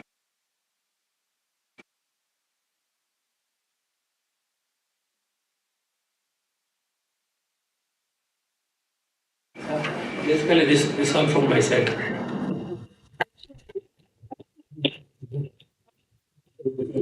No question. Yeah. Yeah, any questions? You can answer. Thank you. Thanks, Joe. And thank you very much, colleagues. Thanks to Richard, David, and Vijay. Yeah, no, there are no questions. That was very clear and straight to the point. And colleagues, that brings us to the end of our session. I think we've done well. We started at 11. It's only an hour and about 10 minutes late, although we are allocated 2 hours. We've been requested that there's another session that was meant to be in another room. Unfortunately, there was no attendance, or it had to be changed. But that presentation is going to continue in this room, colleagues. So we can just sit in and listen in. I will just Good day, colleagues. You should be regarding yourself as lucky. I'm Matala Makachi. I'm supposed to be in the other hall. You're getting extra bonus because you're supposed to attend one workshop. Now we are giving you extra. So without any waste of time, because we don't have much, we'll be continue with another workshop, which is reflective workshop looking at the impacts of COVID and how this pandemic is forcing adaptations into the landscape. You know, there's no need to, all of us, we know that, and obviously we're forced to adapt. This will be rendered by Mr. Wilson and Blankinson and also Ms. Jaha. So please give them the attention, your attention. Thank you.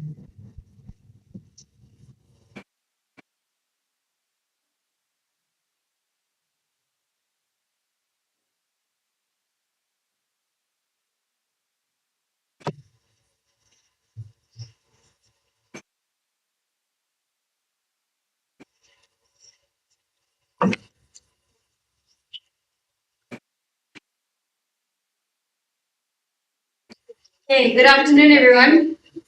I know it's the pre-lunch, so not everybody's fully awake, so I'm going to ask everyone to stand up for a few seconds. Stand up, stand up, stand up, stand up. Even though I'm a lecturer, I consider myself a teacher, so I can see when people are not concentrating. So let's put our hands in the sky. Let's touch the stars. There we go. Stretch it out. Now touch your toes. Come, you can touch your toes. And one more time up in the sky. Thank you. You can take a seat.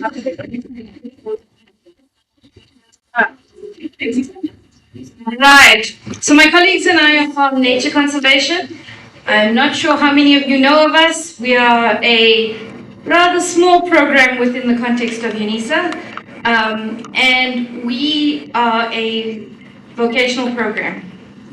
So how do you actually teach vocational training and subjects in an ODL space? Is it possible? Is it unrealistic? Can we actually give the students the information that they need with the practical training? So the Nature Conservation Diploma is a qualification that is developed to train conservation officers. So they work in nature reserves, in national parks, all of those kind of things. We do different facets of management around these natural spaces. So the diploma is split into 3 main categories. We have 20 theory modules, 4 practicals, and 6 WiL modules.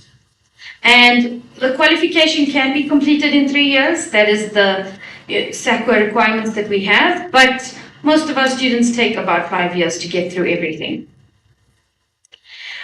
So this is just I know it's very small, sorry, but I just wanted to show you how it works, is that we have practicals at all 3 levels, but we have WiL modules starting from 2nd level and obviously in 3rd level. So for the practical modules is my big baby. And what we mainly do is we take the theory that's that the students are taught, and we give them the practical field work that goes with it. So for example, in the first level modules, we're looking at basic skills and techniques. So tree and grass identification, plant anatomy, physiology, insect collection and identification, freshwater ecology, and so forth.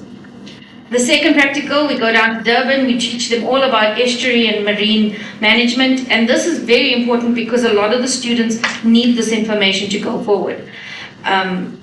We then do 3rd level practicals, which is wildlife and ecology management, looking at fault fires, looking at game censusing, plant surveying, all sorts of different things like that.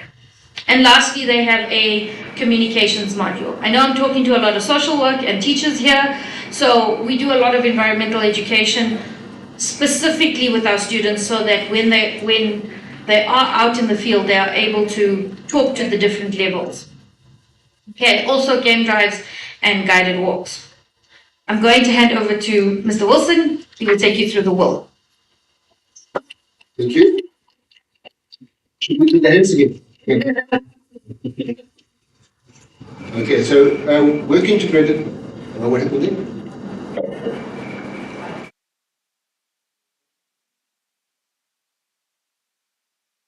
There we go. I won't go any faster. So with the work integrated learning, we have, as Samisha said, we have 6 modules that we offer for our nature conservation students. It's just because of the credit that's allocated to work integrated learning. It's 72 credits. So they've been divided up into 12 credit modules. And for those modules, we have a requirement that the students get or gain 30 experiences, conservation experiences. Right. And those 30 skills are divided across the 7 basic or broad conservation themes. If you look there, you can see in these broad themes are also based on the students' theory modules. So they do some experiences for animal studies, plant studies, technical studies, legal, and so on. Because all of our students are distributed across the country and sometimes around the world, we are student-centered. We allow them to select experiences that they can get in the areas where they live. So they don't need to migrate to Pretoria to gain those experiences. So this is just a ring fence of some of the experiences that we offer, and the students are required to select from those experiences in their work modules. One of the things that we're dealing with and we challenged with in our nature conservation diploma and work integrated learning is that traditionally work integrated learning is seen as prac years, experiential training and so on, where there is placement required and where those placements are either 6 months or a year and they're doing field work. They go out and they monitor wild dogs or they're taking water samples. But a lot of our students that we know are distributed, they're working, single parents, they're unable to travel, and we take time off from work for 6 months to a year to do that. So that was really our challenge. So our 6 modules that we're doing, those 30 experiences, we're treating them as individual experiences. They go away on the weekend or they take a day off or 2 days off of work and they go and gain that experience and they write about it. So it's piecemeal work integrated learning, and at the end of the qualification, every skills equals their work integrated learning. And this is the challenge that we're having to deal with in an ODL and KDL environment. So let's just have a look at some of the skills that we are requiring the students to learn and to gain experiences in. For example, water connection. This particular here is water sampling. And game management. Again, this falls under one of those theory modules where they apply what they've learned in the theory in the workplace. And it could just be a case of them going to an nature reserve for the weekend and going to do their game census. A lot of our students actually using Moralecha Club to do their game census for the job. They're also having to work at controlling the young plants, field data work, and then also learning how to interpret that data. So they're collecting data and having to feedback what they've learned from that or what they understand from that data they've collected. Here you can see that it's very diverse. You can see here they're fixing doors and building construction work. They're learning many skills. Remember that these skills need to be transferable into the workplace. And the idea is that even if they do it just over the weekend, over the 3 years that they've studied, at the end of those 3 years, they should still be able to take those experiences that they've learned on weekends, on public holidays, on off days, as a group when they get employed later in conservation period. And they meet up with each other as students. They work in small groups, sometimes in very large groups when they certain challenges. But even just learning to be social with each other and getting to know each other and getting to know the sector and also the people that are working in the sector.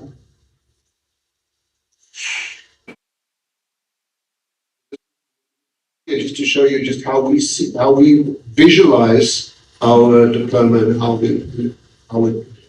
it relates to employability and to graduates leaving with an nature conservation diploma. Obviously, we have a large theory component, and overlaid with that is our practicals, allowing the students to understand the theory that has been presented to them in a practical environment. Okay, so where they're engaging with the study material on how to ideally plants, for example, they're given an opportunity to actually practice that with the guidance and enabling environment if the lectures involved.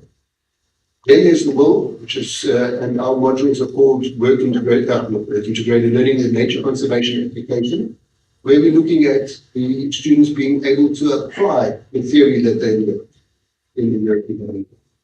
And hopefully they're done with that, they're able to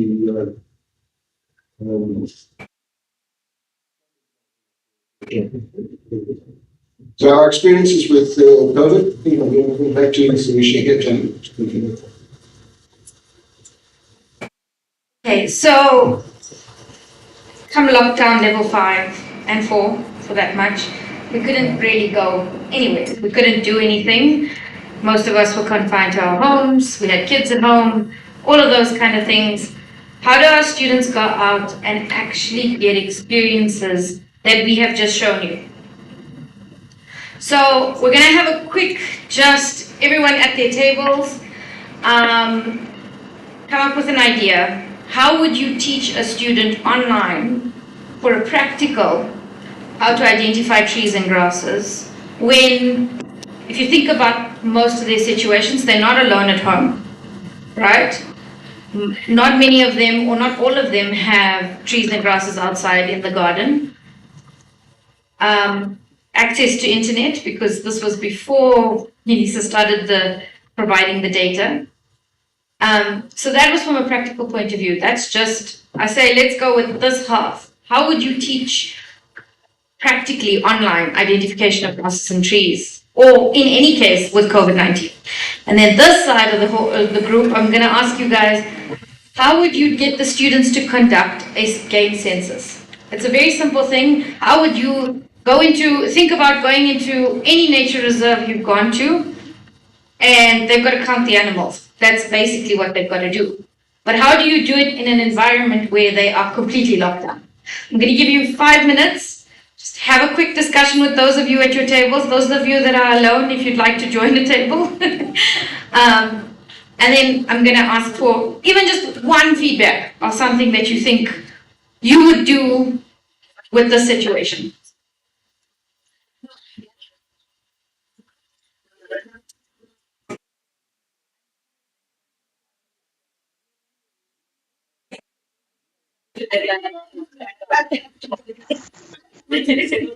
Yeah, super much.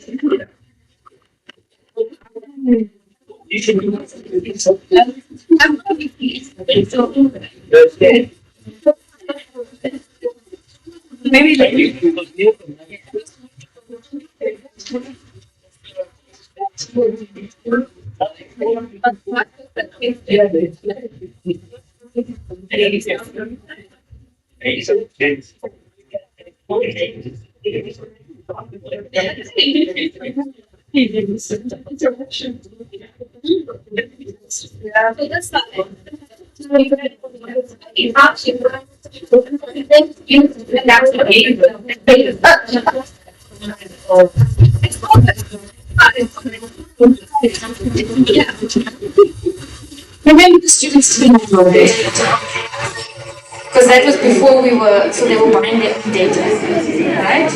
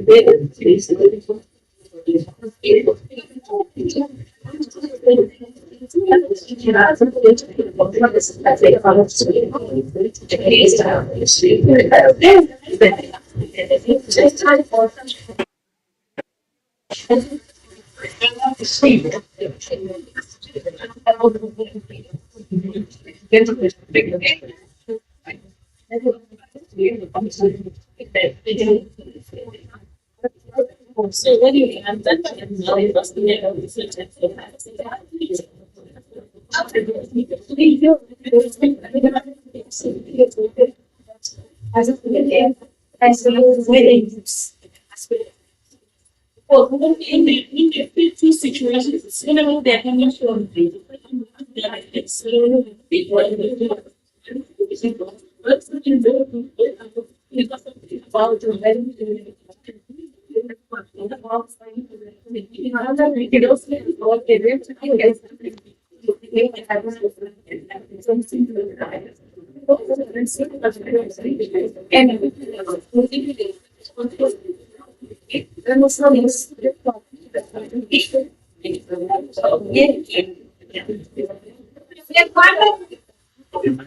We have one more chair.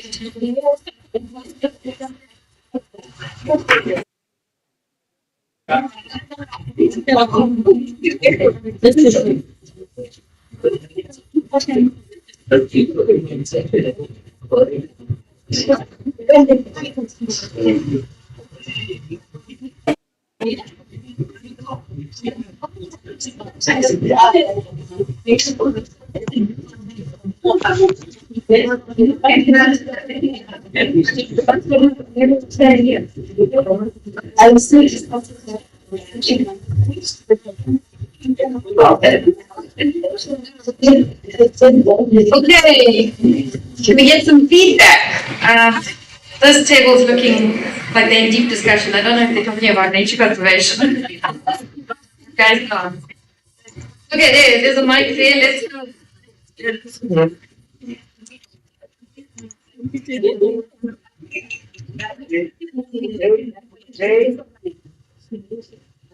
Okay,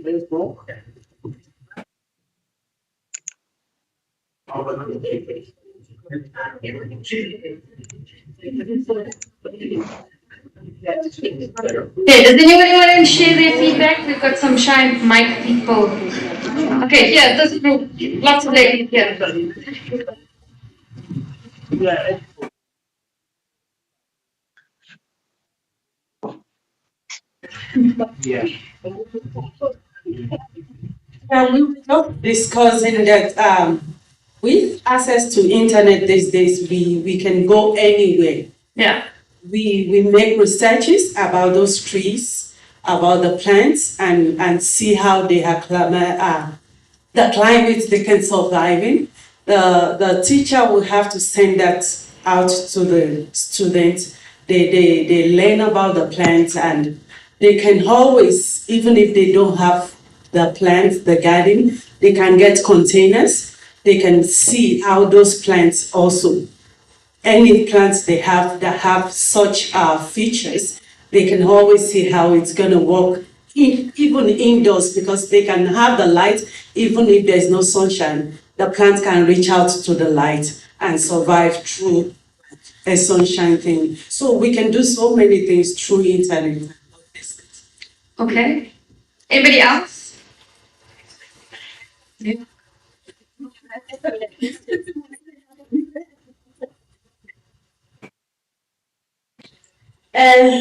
Good afternoon, colleagues. So we are trying to answer the question on how students can be able to identify the grass and the tree during COVID-19. So we are saying that the best tool that they can do is to do an informational interview in their homes with the people that they are staying with. They can just basically ask anyone who's around, or when we talk of a grass, what type of grass is this, and then also what kind of the species. So informational interview it can, and then after that is when maybe they can go to Google and then get some of the information. Okay, great. Okay, let's go to this side. Oh, there's still plant stuff. Let's get the last one on plants. For the sake of time, let's go.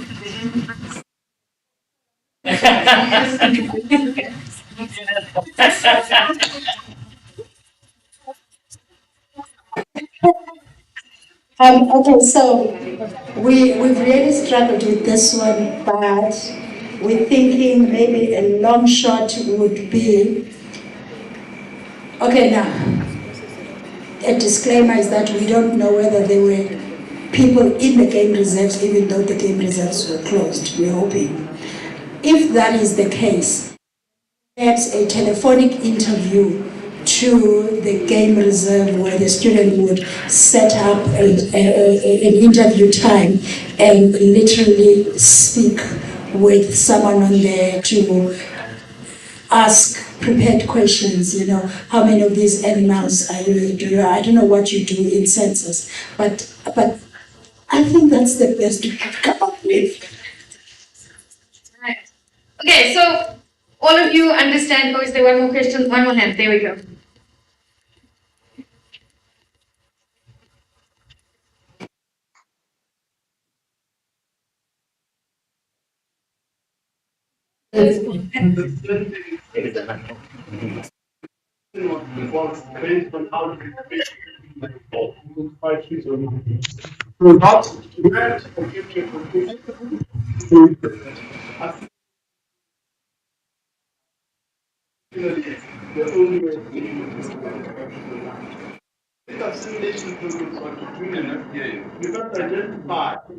Just hold on. Sorry, your mic is not working.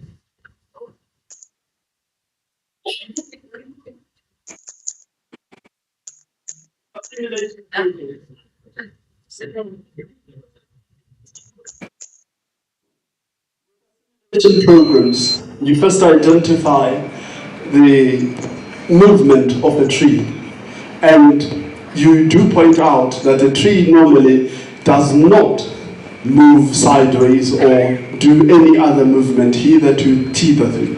What it does, it's only stand still. What moves, it's the branches and the leaves of the tree.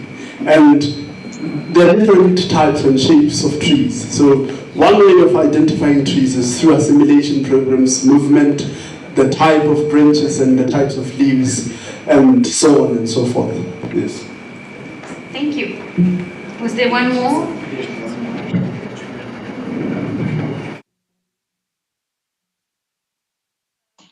Personally, I would consult the BRAMS system where data collection of plants has been scanned. So you can easily, as a lecturer, have access to that through SANB. So I think that will be easier to send the students there scanned so that they can see what they're dealing with. And then regarding the animals, in terms of censoring, Kruger has word plans. So there's a lot of things that you can work around with. So I am a conservationist student, by the way. So yeah, when you mentioned Zambia, I knew immediately you know what you're talking so about. I've worked with grams, I've scanned plants for the herbarium, so it is easy. It's just that some people don't know, but it is there. Thank you. Great. So yes, she hit the nail on the head. We started looking directly at different sources. But the problem was, what we tend to find was that this is a a tree specimen, sorry. Right? This is a tree specimen. It is fluffy. You won't be able to tell that from a picture.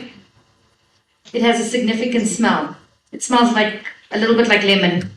You won't be able to tell that from a picture. And when we talk about teaching, what do we talk about? It involves all the senses. It's everything, touching it, seeing it, feeling it. I can explain to you, all of you here know what would you know what a serrated leaf blade looks like? The first thing I would have to explain to you is, do you remember that knife in the kitchen that has little teeth? Yes, that's what serrated is. Then going to the next step, a serrated leaf blade looks similar to that. It has a fluffy texture. Now how fluffy? Does it feel fluffy like the top of your head, or like your teddy bear, or just a little bit after you've not shaved for 3 days?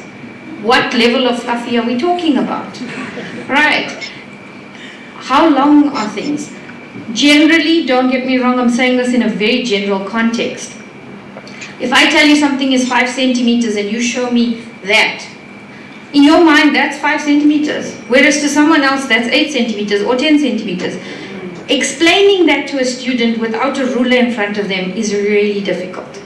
So one of the tricks that we came up with, I'm going to show you, is this was before Moodle, so we were working on the old Sakai system still, and we created classrooms within Teams. And so what we did was we were able to bring up different videos of each lecturer standing there and explaining in detail how it smells, how it feels, what they need to know. So some context is, for the first level prac, which is where I've got you guys now, they have to know by heart 20 different grass species. They have to know every detail of those grass species. Again, 20 different tree species. So your ideas were wonderful, and we came up with all of those, for example, right? But then implementing that, when we ourselves couldn't leave our homes, we had to go out in the complexes that we had, ask friends to send us things, and figure it out. So COVID really hit us for a six. Within the WiL modules, I'm going to go back to my presentation, sorry. Oops.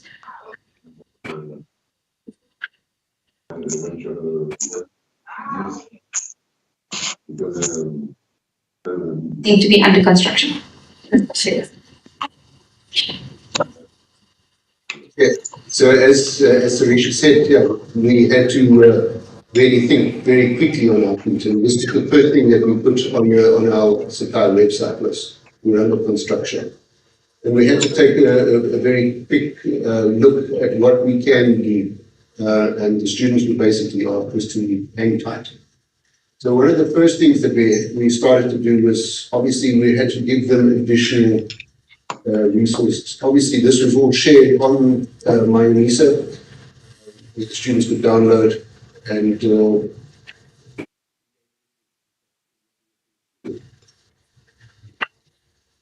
the documentation. It was very specifically developed for the activities that they needed to do. So it wasn't general, it wasn't their study guides that they had access to already. This was very specifically to the integrated learning. As you can see there, we've got soil erosion, and we gave them 3 or 4 very clear images of what it was, and we discussed each of those. When it came to doing the assessment, we were given separate videos or separate different images, and asked them to follow the same thought processes that we provided them in these digital resources, and provide us with an outcome that they thought was a doable or achievable experience.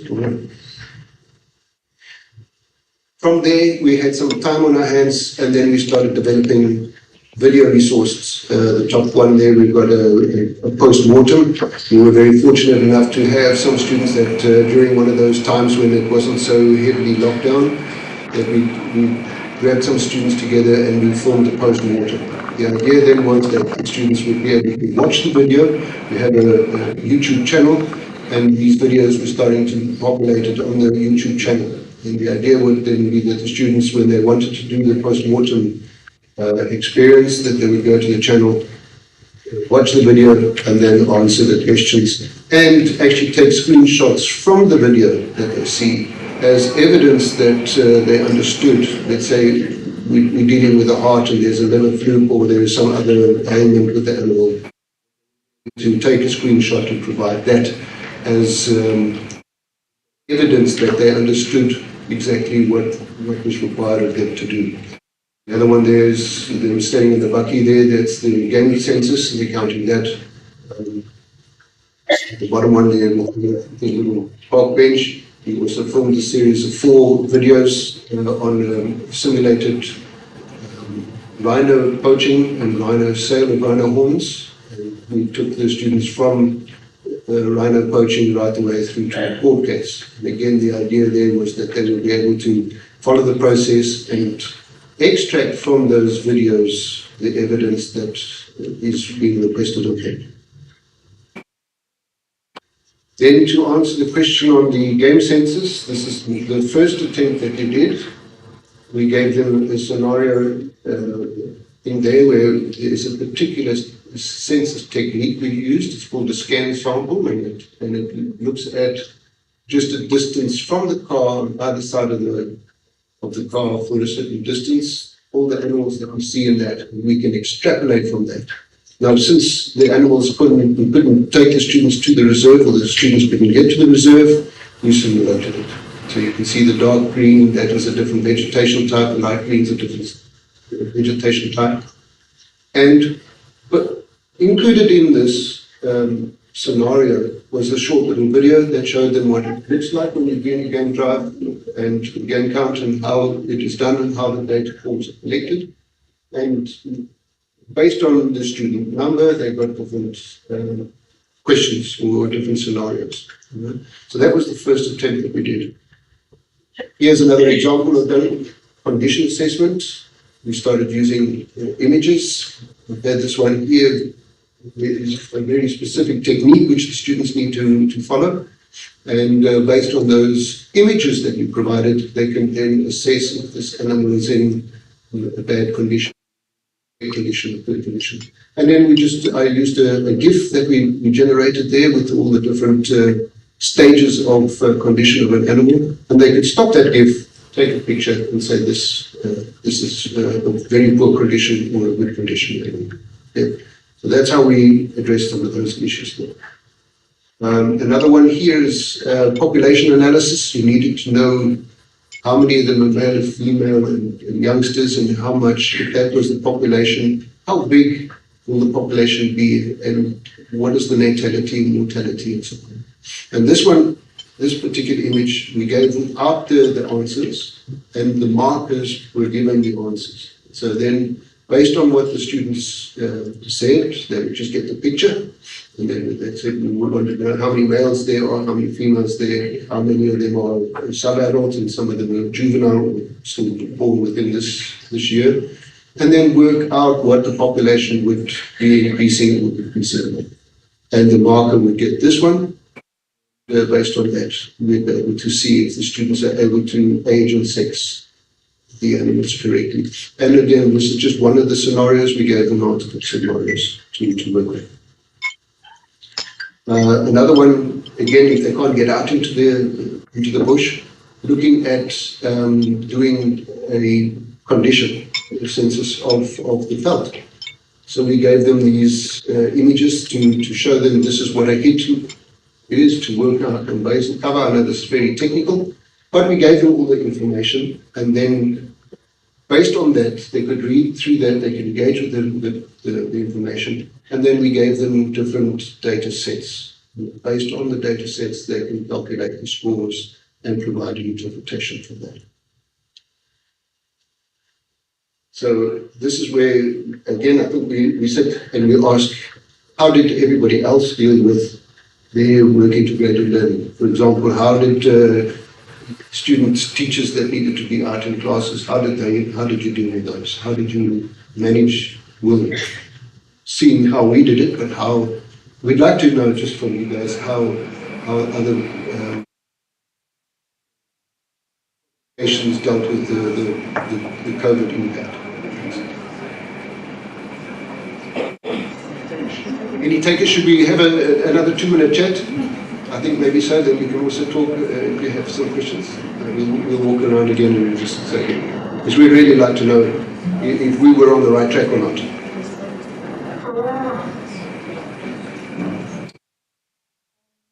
Okay. Lockdown came at a time when we had to place management students, in particular public administration and office management and technology students. For our engineering, we did a quick survey, and employers said we're not entirely closed, but we're working with limited staff. So we didn't have much of a problem there. But for our public admin and OMT students, we had to recall some of those that were already in placement because. So what we did then was to think about student consulting. So we got particularly our OMT students to do projects, student consulting projects. So instead of the student being in a workplace, they could attach themselves to a client, and it could be 5 students attached to one client. And the client was asked to identify an administrative problem. So let's make an example. areas we're struggling with, how do you move from physical filing to digital filing, seeing that we couldn't touch paper, we couldn't do anything. So we had a lot of hosts saying, okay, let me just take a step back, because external people, we couldn't reach them. We used more the directorates within the university. And then the consultants then would go into that site, identify an administrative problem, and then keep contact with those people online. So we wanted to see how they engage with the host. We wanted to look at their use of digital communication. And then we gave them a crash course on student consulting, and then they now had to go into a consulting project. So identify the problem, go back and work on it, research on it, recommend, and then they came back and they presented.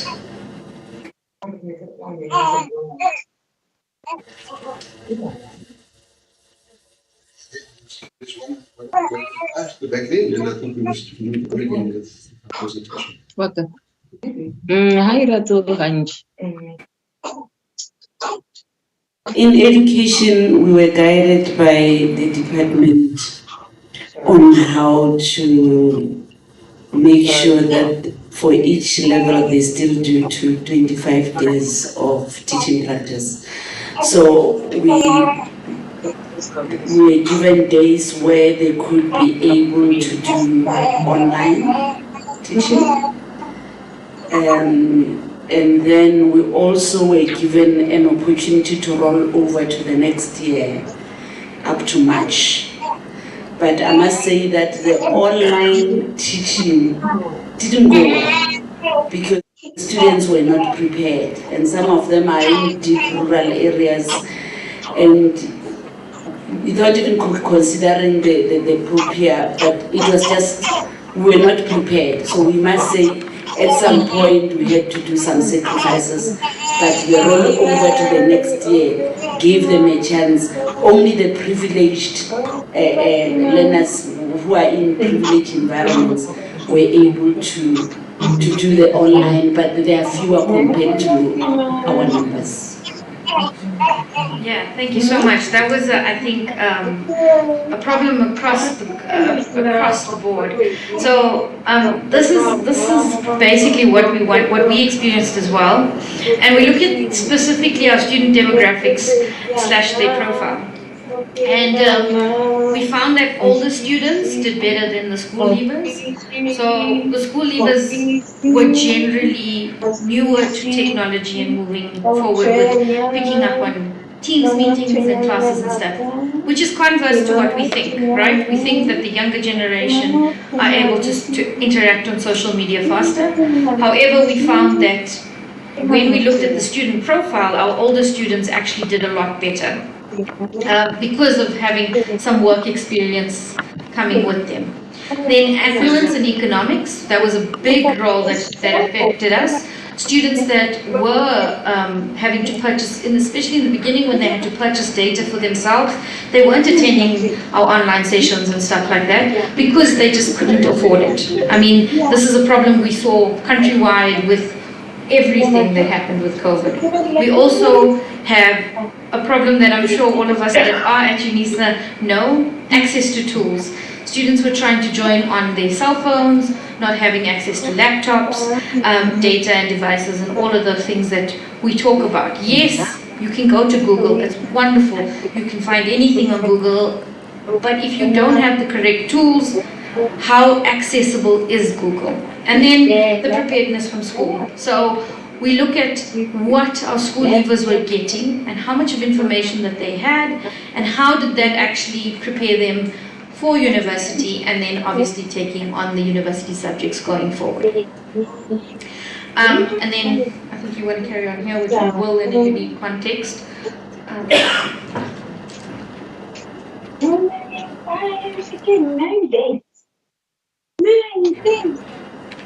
Okay, while we waiting for it to hop back.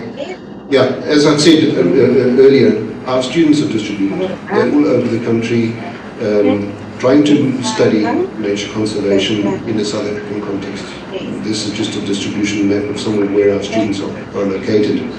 And even though that they might be situated in UAE or in Japan, for example, they still need to apply those techniques that the curriculum expects of them to do. So again, the learning environment that they're working in is very, very different. In fact, those students that are distributed that far away, they actually, fortunately enough, are affluent enough to travel to South Africa to complete some of those activities which they can't do back home in their countries of origin. Some of the other challenges that we've encountered with, specifically with students engaging with our qualification. Registration and some of the support services that UNISA provides the students. When registration is then we extend the registration period, and it just reduces the academic year in which we have to find time to do the practicals and also the work integrated learning modules. Remembering that the work integrated learning modules are a year module. And we just had one example where the student was registered in the middle of the year and only had basically 4 months to gain those 30 experiences in such a very short period of time. Just the idea around what the students are required to do and their preparedness for the practicals that they need to do, as well as the work integrated learning modules, is also a challenge for the students. I think the location for students specifically with work integrated learning, if you think of the students staying somewhere in rural South Africa, it's not located near a nature reserve or a place where they can gain some of those experiences. And therefore they have to travel. And some of these institutions also saying that we don't have accommodation for you, so that means you come for the day and you've got to catch a taxi back again in the evening. And those might or might not be on a taxi route. So again, it becomes a very challenging situation for some of the students. One thing that we haven't put it was gender and gender challenges. Some of the ladies that we have that are studying nature conservation are going into some of these reserves and they just don't feel safe. Traveling from the reserve, they don't feel safe. And also they're saying they're working on their own and they're being asked to take it into the bush with fathers and guys. So again, it's something that we have to consider is gender and the safety of our students in those working environments. Students, as we've said, are working students. Some of them are teachers that are doing nature conservation. Some of them are in the military and being deployed to DRC, for example. And having to juggle their studies and the work environment. One of our students actually said we are unable to do that. So we've got to deal with those issues as well. This is maybe just a graphic to have a look at those things. There's many of those challenges that the students are facing and have raised with us and are very legitimate concerns or challenges. And they even said that they've chosen UNISA because of the distance education offering that they have. And that means they wanted UNISA as a flexible option, whereas a face-to-face university, that flexibility might not be as flexible as they can accommodate. So again, it's finances, travel to and from places, resources. A lot of our students are using their cell phones to complete their, which is it's not suitable technology for that, and also the time and so on. Basically, in a nutshell, this is what it is. The students we feel have a lot of needs and a lot of requirements to get through their studies. And those challenges are very clear. And I think this is maybe a very pertinent thing now, also with load shedding and so on like that. There's only so many resources out there and so many things that the students have access to in order to graduate. And the supply that we have to provide those students at a COVID environment, context was very limited. And even though COVID is no longer with us in its forms that we came to know, and the use is still not good with the picture. from our side, from the academic side, from the institutional side, trying to find placements for students that are across South Africa or around the world, and having to formulate agreements with each of these placements. Specifically, if we're only asking them to provide the student with one activity, which is a weekend. So if we had placements and the students were there for a year or 6 months, then it's understandable. Those agreements are valuable and worthwhile. But when it's, I need a placement, an agreement for 1 weekend, then the legal services officer has to process all these MOUs for a weekend. It's not tenable, especially when we're looking at around 80 to 90 students per module. Mentors is also an issue. When we're looking at the critical and scarce skills within the sector, and the sector itself has indicated that there are very pertinent and very obvious skill shortages within the sector. Those skills are the very skills that we're trying to replace. So trying to find a mentor in the working environment that is suitably trained and skilled and also able to do the mentorship is also a challenge. So we're finding that the students are gaining experience from a mentor that might not be as skilled as we would like them to be. Okay. Again, the resources, not just on the institution side, but also the game reserve. If they go into a game reserve and they don't have PPE to provide the student, then the students are at risk. And UNICEF, we don't provide those PPE for all of our students across the country and around the world. Okay, so those are just some of the challenges. There are many other ones. Time is another one. But when we put it all together, that picture that we're having is capacity in a lot of the issues that we're having to deal with.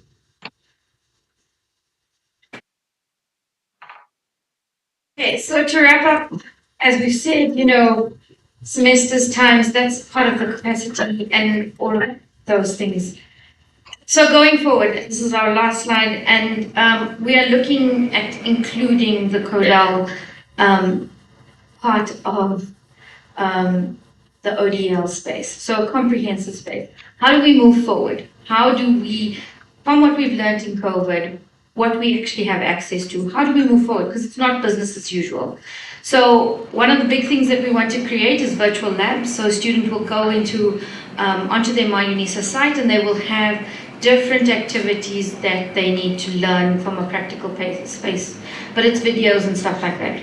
They will then have to attend a physical practical, because as we said, that tree specimen is fluffy. What level of fluffy is that? I can show it to them in a video, but then for them to actually experience it.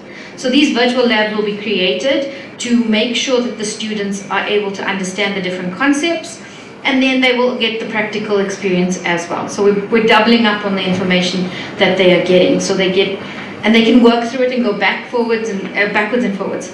Then simulations and problem-based learning. This is a big one. We're trying to develop different spaces for them to actually get all of this information. We're changing the forms of assessment because, as we said, we have to keep up with the times. Things are no longer submit a paper-based assignment, we mark it, we send it back to you with forms. So looking at that, and then, which is I think a great theme from everything that we've been listening to, is a paradigm shift. We have to move with the students as they grow. Every single student coming into the university in the next 5 years has either been at school or at university during COVID. They know how to work things online, but giving them the practical tools to make sure that they get the information that they need. Because yes, it's easy to listen to a lecture. Half of them are not even sitting and listening to it. They're doing 20 other things at the same time. But how do they actually get the tools that they need? So that's one of the big things that we're going forward. We are out of time, so we can't talk about it, but please contact any one of us if you have any ideas for us. But thank you very much.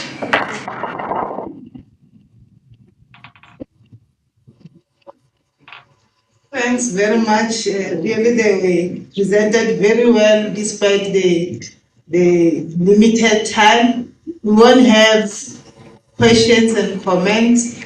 but please engage and with them because we have to stick to the program so that everyone, all of us were covered. So I heard that even we'll have the announcement, but thanks for being the good audience. May you please give the round of applause for them.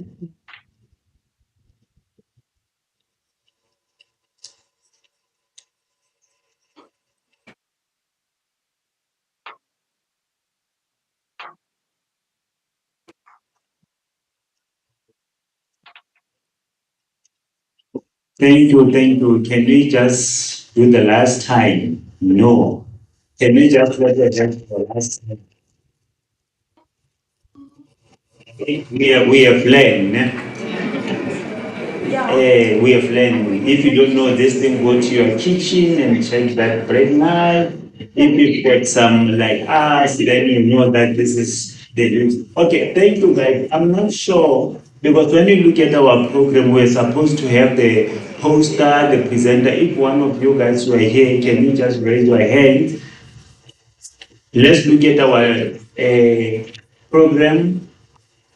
They are not here. So if they are not here, we can say, yes, the bookies, they are going to win because you are closing now, you understand? And we'll call our Dr. Chetty just to come and thank you for everyone for availing yourselves today. We know that you've got this busy schedule, but you choose to be here.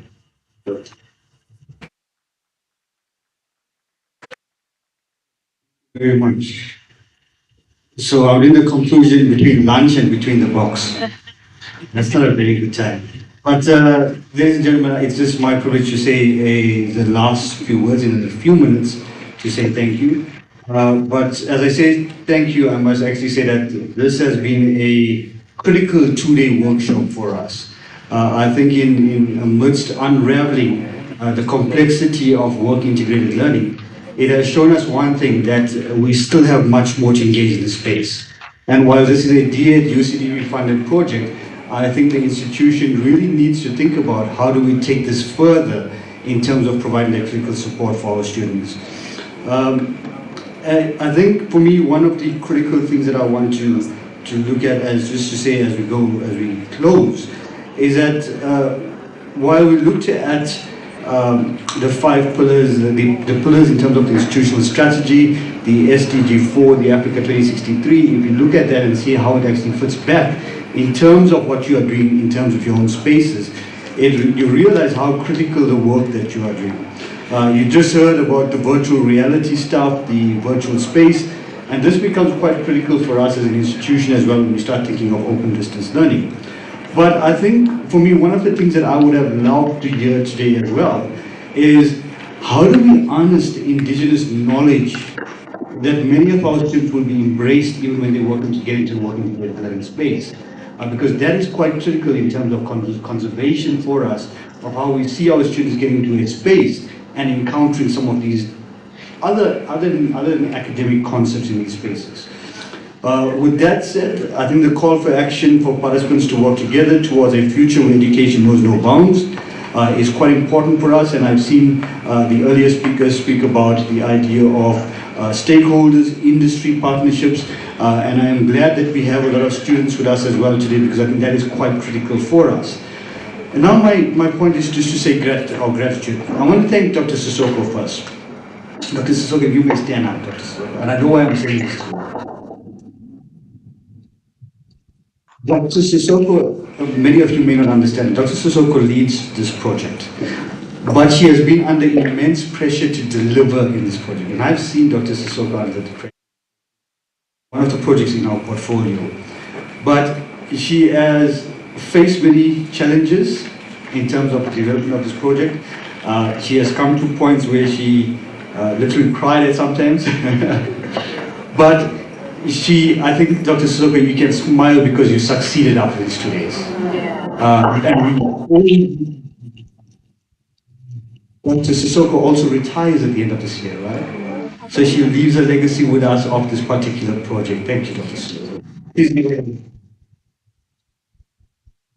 Our ICT enabling colleagues and our colleagues from ICT and the project management as well. They've come on board quite strategically and delivered even within the time frames. I know I've also in the meetings and said, we need this now, not tomorrow. And I think Dr. Sissoko also echoed that. So we really appreciate your and your time and your effort to deliver this product within the time space that we put pressure on you to deliver. The training staff, we had staff from CPD, we had staff from the adult TV as well that have joined in. Thank you, colleagues. We appreciate you taking the time and effort and also the energy that you put behind this as well. The project management office, Ms. Matato is not here. She passes an apology and I represent her here today as part as well. But I also see the rest of the PMO colleagues that are here as well, and we actually thank them for their continued support. The presenters, for the excellent presentation, the attendees, the students, the multimedia group, and last but not least, the food. Thank you for waiting for us. Ladies and gentlemen, with that said, I want to say thank you to each one of you, and I'm hoping that this is not the last time we see you, that going further into the new year, that this will be a continued conversation for us as we really start thinking about what can benefit our students in terms of employability, not just a certificate issued by UNICEF. Thank you, ladies and gentlemen.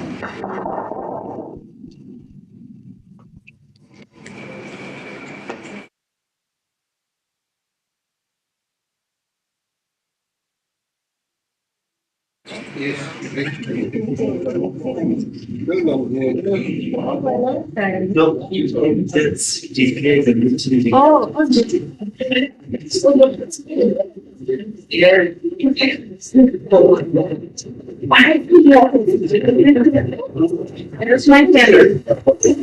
Colleagues, thank you, Dr. Chetty, and all the delegates. We know it's Saturday today. It looks like it's a working day for us, but I just want to thank you for being here, for being patient, and for your contribution. You might not think I'm contributing, but being here and listening, we're all growing and learning together. Lunch is served, and we travel safely, drive safely, and relax. Next week, please send all your students that are already in the list for the student in Daba. We continue. It will be the same venue here. We are going to have a great time of discussion with the students about everything that talks about WiL, but also with our professional bodies and some of the departments that supports our students. Thank you very much.